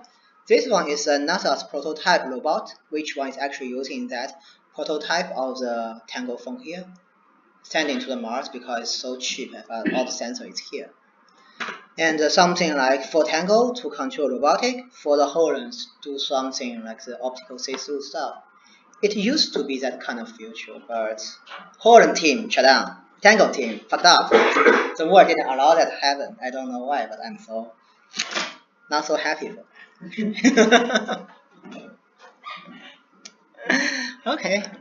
Alright, so that's a part of the MR and AR. I hope you at least understand something here and some new feelings of what existing here. Because I know many people in the ITP claim they're doing the AR stuff, so I think you know more. Last thing, your opportunities or the industrial opportunities. What you can do with those bunch of shit and where to start. So opportunities for the XR can be summarized in this kind of areas. This thing is not done by me. This thing is actually made by the head of the group of the Intrail and doing the presentation in the SIGGRAPH 2017. Unfortunate thing is one that director making that presentation, and after 2 months, the AR group in the Intel has been shut down. No person knows why. Alright. So first and has been proved work is to the CAD works. So think of CAD means that you're doing something like the 3D modeling or whatever animation or whatever it is. Think of it. Every CAD work is all in 3D. You make instead of my shitting dancing girl, that's something actually another shader to do everything. But think of if I want to make the 3D model for everything, or doing the architecture, or doing game design, they're all in the 3D. But we're using a 2D platform, saying that a mouse, a keyboard, and a screen to do the every design. That's anti-nature. Doing the CAD work in the 3D is so productivity, and tons of companies actually doing that thing today. Medical, security, education, science, visualization, every area will do that. But for the medical, it's more, and education is more something like the power put in. Part of the reason is that for the medical and education, we want something rendered in the 3D to give people the better understanding. And something like the operation, for instance, like how the KFC training their employees to fry the chicken. If you're doing in the real world, you need to actually buy tons of chicken and fry them, but you can actually train them in VR, right? Tell them where the machine is, and once you understand it, you do it again. Or something in the fireman, or even something for security, even something like anti-terrorist, for instance. That's something like, I can say that's something if a union wants to send in an army into a very unsafety area, they can actually train their soldiers to get familiar with the target destination. AR character, Tamagotchi means, how to say that? Digital pets with presence, and nothing special, it's already done. And if you open the pixel camera, you can now put a BB-8 on the floor. Tons of people doing that because it's easy to do, but I don't know why people love that. Accelerate display for laptop and 2D monitor, that's straightforward. If you have tried where's my system? Try this guy with Windows 10, you will realize how good it is to set up a wall-size monitor in front of you. This one can just let you do that without stuff. You can do it, don't worry for that. Visualization is real big, and point of sale retail preview, that's also something to demo. Public utility interactions, tons of ITP students do that, right? Dirty hand indication, something like that's mostly for the AR MR. So if you want to teach something to do something, if the image recognition is good enough, you can use the phone and hold it to the device you want to teach people, hey, this part is doing that thing. Like those. Okay, that's opportunities you can get. Yeah, you're welcome. And some existing applications I will show here, they're all videos. Should I show here, or maybe you just check your own? Sure. Okay, I think one big thing is a Google Blog. When you think of virtual reality, you envision that's being made by immersed Google in VR, beautiful, imaginative places. But without 3D objects to fill them, these places aren't nearly as special. Today, 3D modeling is done on two-dimensional screens, but our world is not two-dimensional, and designing for it shouldn't be either. That's why we built Blocks, a free app for the HTC Vive and Oculus Rift that lets you easily create beautiful 3D objects in no time. Using a set of simple tools, you can insert shapes, move them, paint them, or modify them. Once you've created your model, you can export it or publish it to the web for others to see. To learn more, visit vr.google.com/blocks. The Google Block is something more like a prototype level, something like SketchUp. Actually, Autodesk and the other companies like the Disney and the Adobe, they all have their own version of the combined CAD within the VR mode. It's not so, yeah. It's not a top secret and actually widely used in the industry currently. And another thing is for the game design or even build a VR application in VR. Unreal and Unity also do so, and you can see how this shooting video goes for. He's actually doing a level design of the game. Here, we're getting a first peek at the Unreal editor running in VR. This is not some special experimental project. This is the Unreal editor running in VR. So we should show how you can place some objects in the world. You can see we have objects in here. I can actually select them by just clicking my trigger, and kind of a somewhat familiar transform gizmo appears, where you can kind of grab and move things in kind of a traditional way. You can grab things freely with 2 hands. This is kind of a new thing that you just can't do without motion controllers. Grab it with 2 hands, and you can see like I'm just carrying it.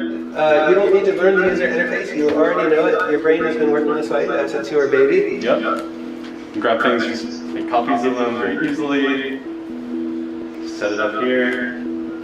So you're editing VR in VR, and so completely what you see is what you get experience, and so there's no question about what your game looks like. Right, this is amazing. So from a distance you can see the outline of the UI, you move it up close, you can read the text. You have the full Unreal editor UI capabilities right there on your little virtual iPad in VR. You can see this is the real editor content browser, it's nothing fake, it's just the real thing, and we have like basically just the meshes in the scene. Okay, so what you have is basically you brought up the editor user interface as if it's a little iPad that you're holding in your hand. So you deal with the UI in the way that you would deal with if you were using the iPad in the real world. Yep. You're using the laser pointer to interact with it, to move it around, you can scroll it, you can click it, you can do anything. Now you drag a 2D object out of the content browser as a 3D object in the world. You can see as I drag it out, it does lock to the ground, so it snaps to wherever you want to. With real-time lighting, real-time shadows, it's all completely real-time, huh? Yep. Well, this is coming. You can stay tuned for GDC. Okay, this thing you know, and now it's actually available, and I think you can check, but I personally don't love it because I already got familiar with keyboard and the mouse. But for the new beginner of those game design, or if you literally want to do a VR in VR, that's not something so you can do today's. Another thing is called telepresence. So this thing is something quite interesting. I can show you. Hi, today we're going to show you an exciting new technology that could fundamentally change the way that people will communicate in the future. Imagine being able to virtually teleport from one space to another in real time. Hey Sergio, how does it feel like to be holoported? It feels great to be holoported. So if Sergio is to wear his HoloLens device, and I'm going to wear mine, we can see each other in full 3D in real time. We can interact and communicate as if we're co-present. Sergio, can you walk around my space? Actual footage is actually not rendered, but it's actually shooting. So we're doing everything to give the impression that Sergio and I are present in the same space. But Sergio, the shooting footage is not the same feeling once you see it with your own differences. That's great. Thank you, Sergio. Okay, this thing is actually, you will see that they bunch tons of the modules here. These modules, each standard module is actually 1 unit of the second components of the HoloLens. So, call this technology holoportation. Okay, so please check your own because that thing is awesome, super awesome. For the education, maybe I still show. This is something we made just called Track Talk in AR. Something just you draw and to get something to teach some concepts. The movement of a pendulum. I should just be able to draw the pendulum in the air between us. I think something like maybe your application class had already said that. It shows what happens Have you? when I apply an impetus to the bob of the pendulum. Did you see this stuff in your application class? Which ensues as yeah. If I want to teach you about an animated character, I should be able to draw a very fat character. Yeah. Or I should be able to draw the same character as very skinny. and you should be able to see, based on this, how the character movement is affected by its shape. If I want to teach you about three-dimensional rotation, I should be able to draw an object and apply various properties to the object, for example, the color, and then drop that object into Yes, a coordinate we system, just doing that, which can and either be two-dimensional coordinate system, we actually have or another it could be a version, but that's three-dimensional currently coordinate system. under the NDA with If we Oculus. I drop the can show object you, into so the I can coordinate show the system, vision for. you can see that any changes to the object itself are reflected in the view of the object in the coordinate system. To do something a little more sophisticated, you need more sophisticated tools, for example, a 4x4 matrix, which can be used to affect translation or rotation. And this is just a simple rotation about, for example, the print, the pretty noise is made by him. The y-axis. It's actually 3D, so don't worry too much. I think he should show something here. In space between you and me. Alright, so another big case I think many ITP students will take care is data visualization. It's very fancy, frankly speaking, but the basic problem is many things actually don't need to be happen in the VR.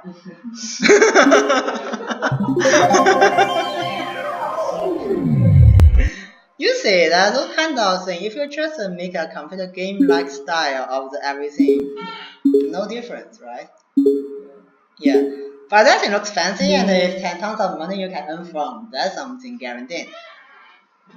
And you say this is something the Canada people make, like Nirvana, this is doing very great graphics.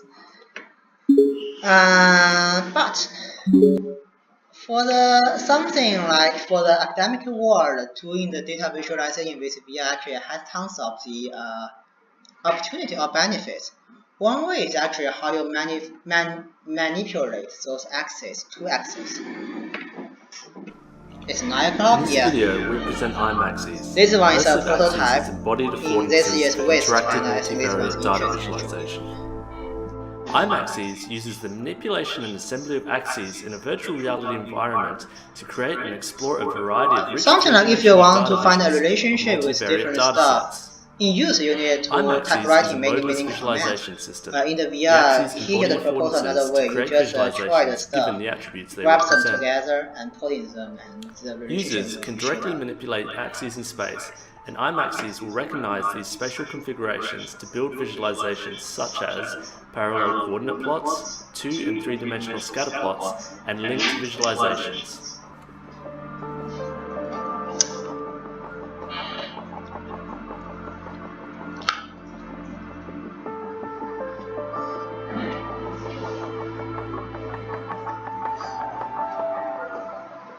Exploration begins by grabbing an axis from the shelf, which will duplicate the axis into the user's hand.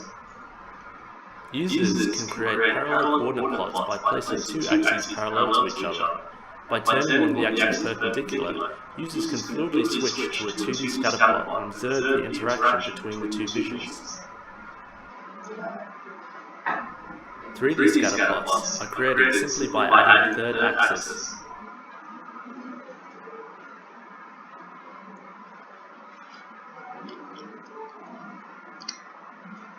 IMAXes recognizes when users intend to create higher-level constructs such as scatterplot matrices. By placing an axis in line with previous axis, a splom is built.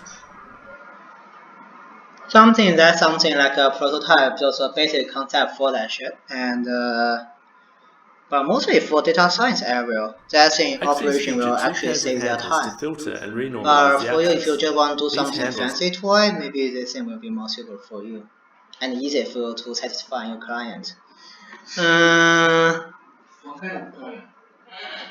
What kind of client? Tons of the big company in the here just want to. They have tons of the prototype or the research funding they need to cost. And you can charge in something like $18 per hour like that to do our prototype. And you claim you are making the 30-hour works per week, but actually you just make 5. Something like that. Yeah. Google stoplights. So I used to talk to you before, something like for the Daydream or the how to say, the Gear VR. those things actually can only do the head rotation stuff, right? The reason for Google to do that is they want to doing something like another business model similar to the YouTube, other thing, to make it as something distributable and duplicatable business model to doing the video. But to maybe something using a GoPro or using a whatever camera to shooting a 360 video, they all sucks.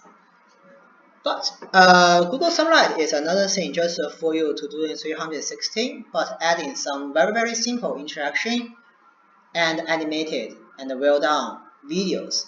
And those video series are literally speaking very good. They also have an SDK called the Story Development Kit, which is very good for making a story. The thing, maybe we can have a chat with this guy. This guy, I love it so much. Pearl, yeah.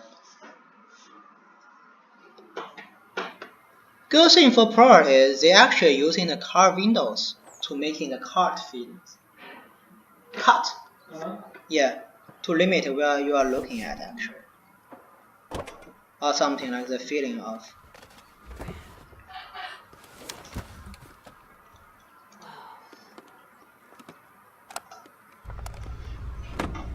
Okay, September 4th, take 2. If you have the time, I highly suggest you to check this thing, no matter in Gear VR or in the Vive or in Oculus. It's great. Don't feel exciting for VR. Yeah.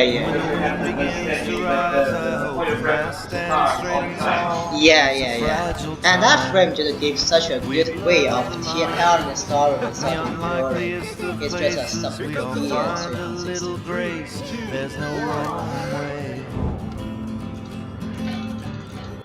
Actually, I even heard they want to make it a movie based on the Pro.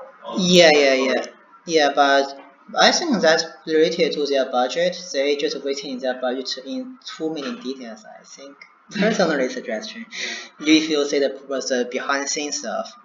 And don't think that only will go into the Daydream or the Google Idiot market. Actually, IMAX set up their VR stations. You can check it in the AM stations near us. Yeah. Okay. Last part is where to start your stuff. Oh, come on. Just once we're trying to say that where to start, you just but that is much more fun. So first, before everything you do, ask yourself if that's a must done in the VR AR. Or it will be better in other form. Trust me. So if you think, okay, if I want something heavily relied on the graphics, and I must need a spatial interaction, and that spatial interaction is something called the people moving themselves, rather than they using a controller to manipulate an avatar in the game scene. Only if that making your shit in the VR AR. Otherwise, just go back to your computer, go back to whatever it is. If you want to make a movie, get a high-end camera instead of that shitting GoPro and doing 360. Don't do that. First of all, doing that if you really want to do a spatial interaction. Second thing is choose a device for your work. Basically speaking, I will give you a list of your budget based on your budget, and or if you can borrow from the floor, I think you can get the Oculus. I think you can get whatever it is to work. General cost is like that. A decent computer with 1016 in the current day of the way something like cost you 1000. VR headsets like this Microsoft one, they are so genius, $300 per each. Oculus 400 today. Maybe tomorrow come back to 500 because they're still on discount. Why 500? And also you can get something like stuff. If you are under Vive and want other components, if you want to make your own, 500 for start even. And if you want something like the web tracker, base stuff, 100 per each. Please don't take consideration with Gear VR and the Daydream. Only if you can make it tracking by your own. I can make it tracking by my own, so I can make something work. But it's still something like outside in, say I set up a high-end resolution camera and pour those shitting stuff on the Vive on the headset actually work. But if you don't have that energy to do that, don't do that. Decent phone for a arcade minimum is for the iPhone 6P. This guy it's 6P, it's very old. 6S, not 6P, sorry, I should change here. Around 200 with second hand, and if you just treat this thing as an excuse and to buy a decent phone for development, first check which module will work, and most of phone will cost you around 500 right now. Mixed reality 3000 with a HoloLens. If it's not, the team is dead, but you can still buy. Or maybe you can spend $30 with a HoloKit, but I won't recommend you to do so because that thing sucks, and I decided because we sold it, and not so. We should say officially authorization that is to the next generation of the development, so nothing is guaranteed yet. Catch my point, right? Choose your software engine for prototype. Please choose Unity or Unreal. Today is no difference. In the graphic performance, many people will tell you that Unity is sucker than the Unreal. It's not true today. For the 1 year or 2 years before, it's true. For today, it's totally not. Never touch anything claimed as Web AR, Web VR, Web whatever. Don't do that. If you are fucking awesome, you want to do the OpenGL directs, or you want doing something like the Vulkan, feel free to do that if you have that ability. The reason for not to touch any Web VR and Web AR is they are not universal. Since it's quite interesting, like the Web AR, Web VR is something like, okay, I design everything based on the WebGL, and then I try to using the web browser talking to the system, and then system talking to the hardware. At the path, it's working, but not working so stably, and the standard changes a lot, not universe, and not so easy to make everything work. Another thing is not so many power to put into that thing to make everything work functionally. So maybe it works on your computer if you change a browser and you change another computer, even everything set up is great, it's straightforward, same, it may not work. But if you just want something like a one-button game and claim you are cross-platform, you're welcome to do so. For the Unity, first thing, the reason for Unity and Unreal is making the perfect 3D experience. So this is something like in the 2018 Unity release, a real-time rendered movie. You can check what's the hugest ability it can reach.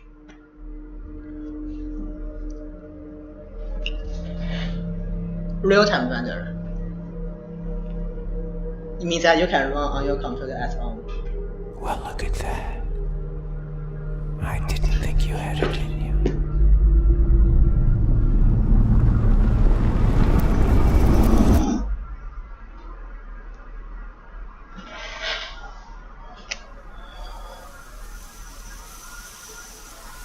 It's computer graphics, it's not shooting.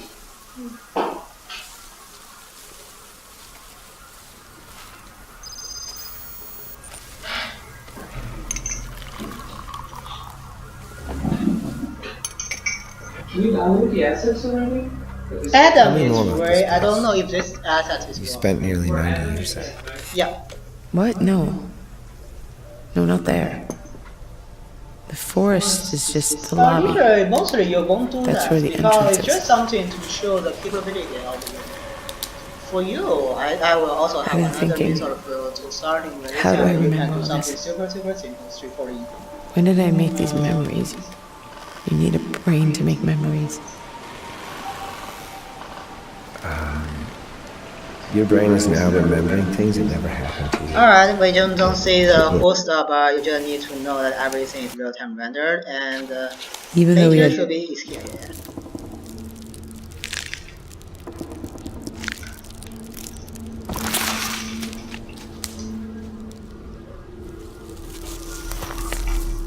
Alright, 3D stuff, that's important. Another thing is important is no matter for Unity and the Unreal, they put tons of effort to supporting those XR in its engine level. So you do not need to, for instance, like tons of toolkits for you to optimize and make yourself better to be working. Some features like to anti-motion blur, to enhance the motion sickness or whatever, or the low of the whatever LODs and whatever stuff is. And another thing is that those things also all have the very great pipeline to combine with other 3D components, which means that no matter what your model is, you can easily to apply them without something configuration too much. And easy to make the cross-platform. Okay, so if you're making an experience that works super awesome, you have based the Oculus do that. Once you want to change to other device, it's just a one button click. Or if you just want to making something another version based on your 3D stuff, but making a mobile version and everything is virtual work, you do not need to rework everything. You just change some simple parts, straightforward, easy. It's free. Unity and Unreal don't charge in the personal usage if you are not selling your component for a very high amount of money. If you already earn a lot, you won't care if you pay Unity some money. But if you don't make any money, Unity and Unreal don't charge you anything. That's the best part. And similar, and also you can got tons of the study resources and existing asset store prefabs if you're totally not so good to do everything from the scratch. Straightforward, easy. And for the ITP students, I think it's another thing is too easy to combine with other devices, like Mio, like Leap Motion, like even with Arduino, and you're making some your own shading stuff. It's easy to combine. That's something I think is a reason for that shit. Resource. Starting part, first thing is once you're trying to choose a device, checking the Google is, and the official website will absolutely jumping out. And following with the website will absolutely be some tutorial examples, SDKs, and where to start.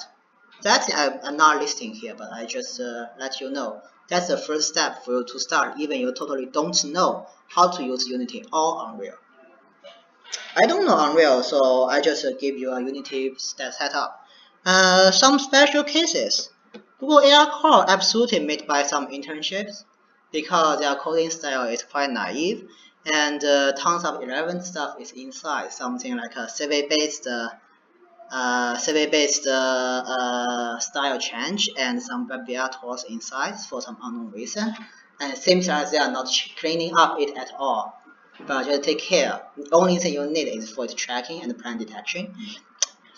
Web ARKit is now supporting you to do the facial recognition based on the iPhone 10, which is very important.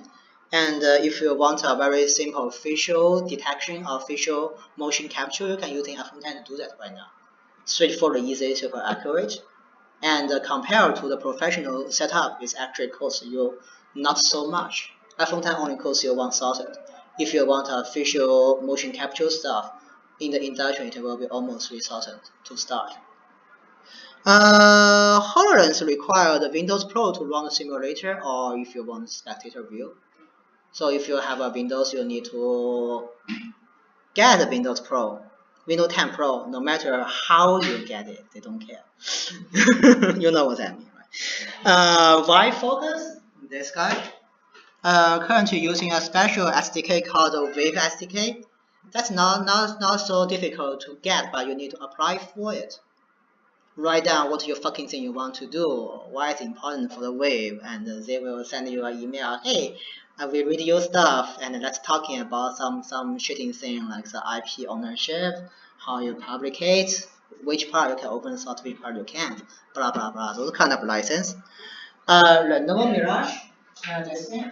You can pick as no SDK for you to use, and they claim they will in the CES, and are doing some evil thing. Evil thing is called the reverse hack to their existing software, and find they will absolutely not do that because they have tons of components they shouldn't use for their own device.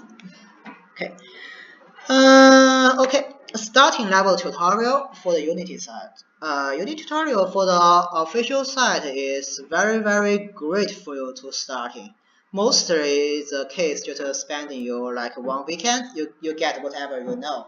And they now have interactive stuff. Once that you run your Unity, they will teach you, hey, click here, click there, type writing, something like that.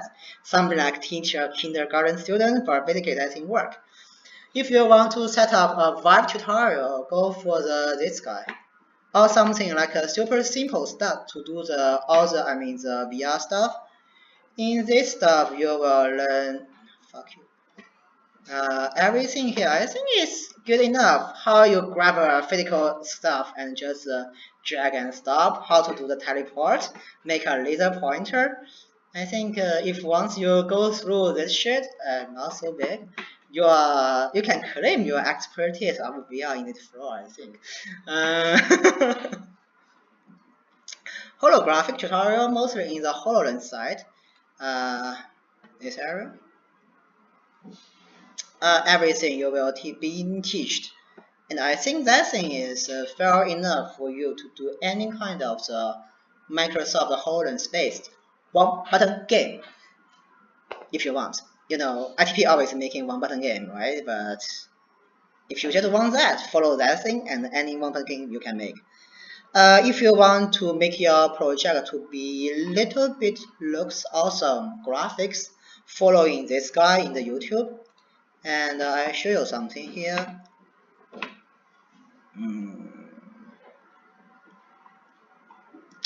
No. Views like this thing. This thing is something quite interesting. Like after 15 Coding setup. your own games is easier than you think. You know, you should take this online. Sorry, I miss again. Alright. Next part is for the advanced levels. For the VR AR, one of the important things is to improve your graphics. And once you're trying to doing the graphics more than just dragging the mouse in the Unity, you must know how to write shaders.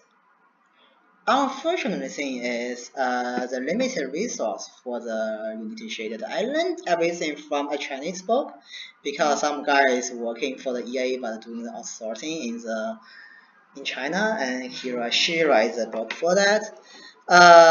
If you start in that, I personally will suggest you to doing something like the graphic tutorials, which I find is interesting, but I don't know if you can understanding them so well because those things is not so easy to learn. And also following those shader stuff, there's something called a Unity block. So if you're finding a very good resource of how to learn shader, feel free to let me know and I will add in some into these slides. And it's important. Please notice that shader is shader. Shader is a language, so the graphic for the GPU to render image is something like the process language. You can just get introduced to the graphic pipeline to do everything functional and render great. Things like, but Unity shader is not shader. Unity shader is an abstract of the shader language, which is fully under Unity standard. And mostly you do is sometimes once you have everything in the model space, you set up everything. How you get all the vertex information, get transformation for that, and then you grab all the light information in the real world, and how you trade the light information with the vertex you get and render pixel by pixel in the screen. That's how Unity shader do. In the ancient time, it's only a very basic pipeline of the GPU language, still another abstract of the fragment shader and the vertex shader. From the Unity 5, they released a block called the Shader Master Die, and they released another version called the Unity Surface Shader. So Unity Surface Shader is not a typical or traditional Unity shader. So it's something like, okay, I have a model. So instead of writing all the GPU pipeline, I should just doing something similar to the object-oriented language programming, saying, okay, I set up my mobile phone as should using the half-blind birds to deal with the light. I think this one should has a very rough surface, and this area should be very spectral or whatever it is, something more like your programming is physical components into it. And the other things, they first using the Unity service shader to translate it into Unity shader, and then use the Unity shader to translate it into a shader, and then deliver it to the GPU. Yeah. Slow, right? Not so slow, frankly speaking. Yeah. Not so slow, and in this time, no matter for the Unity and the Unreal, they all should thank Disney, because Disney in the 2014 open source their way to rendering the physical based light stuff. And this thing is called the PBS for the Unity. For the Unreal, I don't know what they call its name. But basically, their surface shader or their new shaders are all legacy from that, and doing a super great, awesome graphics. So nowadays, if you see tons of the indie game, you will see a very sweetie blue of the sky, and something like a plastic style of the rendering for the metal. That's because they all legacy from the same BRDF model. For the Unity 2018, they realized for the game designer, teaching them to write in the surface shader is impractical. So they doing something like a kindergarten level of the shader editor called shader graphs. Yeah, something like you're doing the Mac stuff, you're doing tons of windows. You drag, apply, delete, apply, drag your mouse every day, generate the graphics. I don't like it, but they are useful and please check them. Okay, we talk as ITP, we always want to making the other input system work into your stuff, right? So you can use the input system in the Unity. They actually have tons of things to hook up the gamepad, to hook up your keyboard and mouse. But if you want to making something like, okay, I'm using a journal, clip it into the computer, and get some other sensors, trace those digital signals, or trace those events. If you want to do a customer's input system following this thing, they open source their input system. And you can follow this video or follow the wiki and do your own system, input system. In our lab, I'm currently working in the virtual reality lab in the NYU, and we have our own input system, which control all the VR device all in one. You do not need to set up any SDK. You can do your own. If you want the multiplayer system to work, that's important, especially if now it's become a trending thing for the existing VR AR. If you're doing the application, you need something to hook up the internet. Everything hook up to the network are all a dirty work. Fortunate thing is there are tons of the way to do the stuff. For the game industry or for the indie game, they always doing the photon, which is straightforward. You do not need to set up a server. You can just using their cloud server, or you can still set up your server, and all the input like the lobby room logic, they are prefab. You can do it very quick and without money cost. And fortunately for the Unity 2017, they finally making their Unite to be functional. And now you can integrate it using the multiplayer system in the Unity. Straightforward, easy, following this stuff, and you can do that very quick. But the time we doing the multiplayer, we don't have a very good Unite, and photon is slow, so we have a legacy open source app called Hologram, which is just designed for if we have multiple vibe at the same time, how we doing the multiplayer together. That's something we do. If you're just doing that, you can use our own stuff. And the last thing is about for oh shit, I stopped here. And meanwhile, you're doing something like the mixed reality video together. Look at this thing, right? Oh! Yes. You see the camera. Oh, you gotta keep it the beat. Yeah, absolutely needed. Oh, that was good.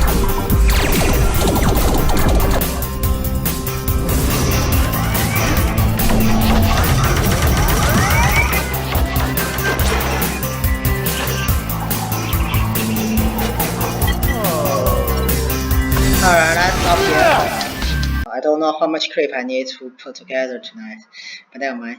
How you do that, you can actually follow in those things. One thing is on the HoloLens, which is initially set up.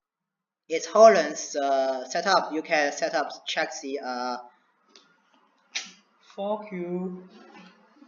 Okay. You can check the, I just cannot put the mouse up down because it's shooting. So if you check in this, you will find the totally complete engineering work for you to do a spectral view based on HoloLens.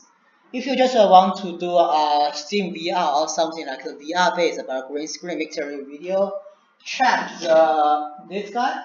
This guy is also an open source stuff. Basically, it's something like you set up your camera and your Vive device at the same time using the one configuration tool to manipulation your camera co-located with your green screen space, and then using the OBS to doing the layout update.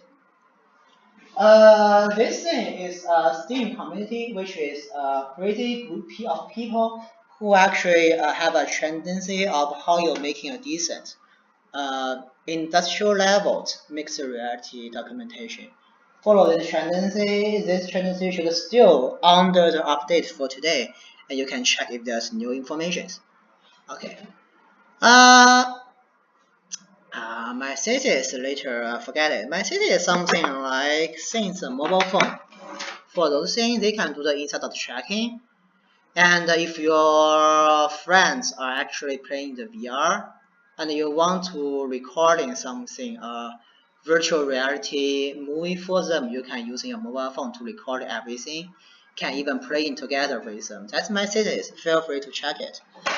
This system also works, but there's no occlusion and the style is not so good. Okay, more advanced resources. Okay, so if you want to making something like algorithm level work, first thing you want to check is absolutely the OpenVR with a Vulkan, OpenGL, and DirectX. Basically speaking, that's something like you think Unity and Unreal, they all suck, and you want to making your graphic engine from scratch, but you don't know how to hook up the VR device with those things. Check the OpenVR. If you want to doing something the driver level of the input system, check the OpenVR. But I can guarantee this thing is not so easy to make. OpenVR is actually, everything is actually before all the SDK came from. But until today, it's still widely used if you really want to make your own stuff working fucking insane efficient. If you think the AR kit and AR core are all sucks, and you want to make your own SLAM legacy from the robotic area algorithm called the Vince Mono, it's open source now. You can check it and deploy it. And for us, how we finally deploy on the iOS is iOS has two CPUs. First, get access to the CPU, boosting all of them into 100% and then works. I don't know how if they has got making that thing efficient enough or not. But if you want to make that thing from scratch, check this. If you want to make your own Steam VR trackable components, check the HDK. You need to apply, and you can buy all the existing components, one bag, 600. And in the HDK, they also have a special plugins for you to do the CAD and PCB works. If you really want that level of work, it actually have tools to do so. Evil re-engineering work, search yourself. Trust me, tons of things actually done more than most of people thinking. Alright, and the two forms I highly suggest you to follow. One is for the Steam VR dev community. This discussion follow. And second is the Oculus dev. They always have tons of posts to tell you what's the cutting edge tech goals and what you can do now. Always give you all the insights for you. Alright. Also, if you hate those 3D engines, but you just want to make some kind of the interactive movies, there's still also other tools for you to do so. I really recommend you, because even you just want to make something like a storytelling, I still recommend you to doing using the Unity to do everything, all the Unreal. Google had announced a special toolkit called the Story Development Kit. which is just designed to making the interactive 316 videos. You can check, but for today you need to apply for the usage. You can apply, and if they answer or not, I don't know the answer. And if you want to make a spatial, you can use the spatial workstation produced by the Facebook. Enjoying your day. And if you have questions, because I'm not in the floor, if you have the Unity issue, talking with Gabe and Sarah. But Gabe is the one there. I know Gabe never teach the Unity, but he is actually an expertise for that. The reason for him not to teach is a mystery, but if you ask, you can get something insane. Oh my god, this thing can be done like that. I don't know how good Sarah is, because I know Sarah came from a video production world. I don't know how much she knows. Maybe because she is very talented, maybe she knows a lot. For the Unreal expertise, I'm switched taught. And the Game Center and the Courant of Computer Science all have the resource as VR Labs. Feel free to get in if you really want. Last, and I didn't put it here, is the choice of the Unity and the Unreal. For the ITB students, I don't know the reason why so many people using the Unreal, and finally they mostly stopped in downloading tons of assets, putting them together, and claiming that their own work. From the industry, that's the thing. If you are indie group, or the group of your team member is something 3 to 5 people using the Unity, because it's easy to make the prototype down, and the scripting environment is easy to do. Tons of resource is supported. For the Unreal, if you have something 10 to 15 team members, and if you want a very great version control, and if you divide your team members, not all the full stack, say animation guy is animation guy, game level guy is game level guy, backend guy is backend guy, plugin guy is plugin guy. If all separate in that kind of level using Unreal. Unreal is something like integrated system for different people you can use in different parts. But if you're doing all the parts by your own, sometimes you will be fucked up. Yeah. That's it. And feel free to drop me any email if you have any question. I can't guarantee I will reply you. But if I can, I will. That's it. I have a question. Yeah. So when you were a student here, have you ever taken any AR or VR? No. No. Yeah. How come? How come do you know a lot? Even though you my story? I came to ITP, I can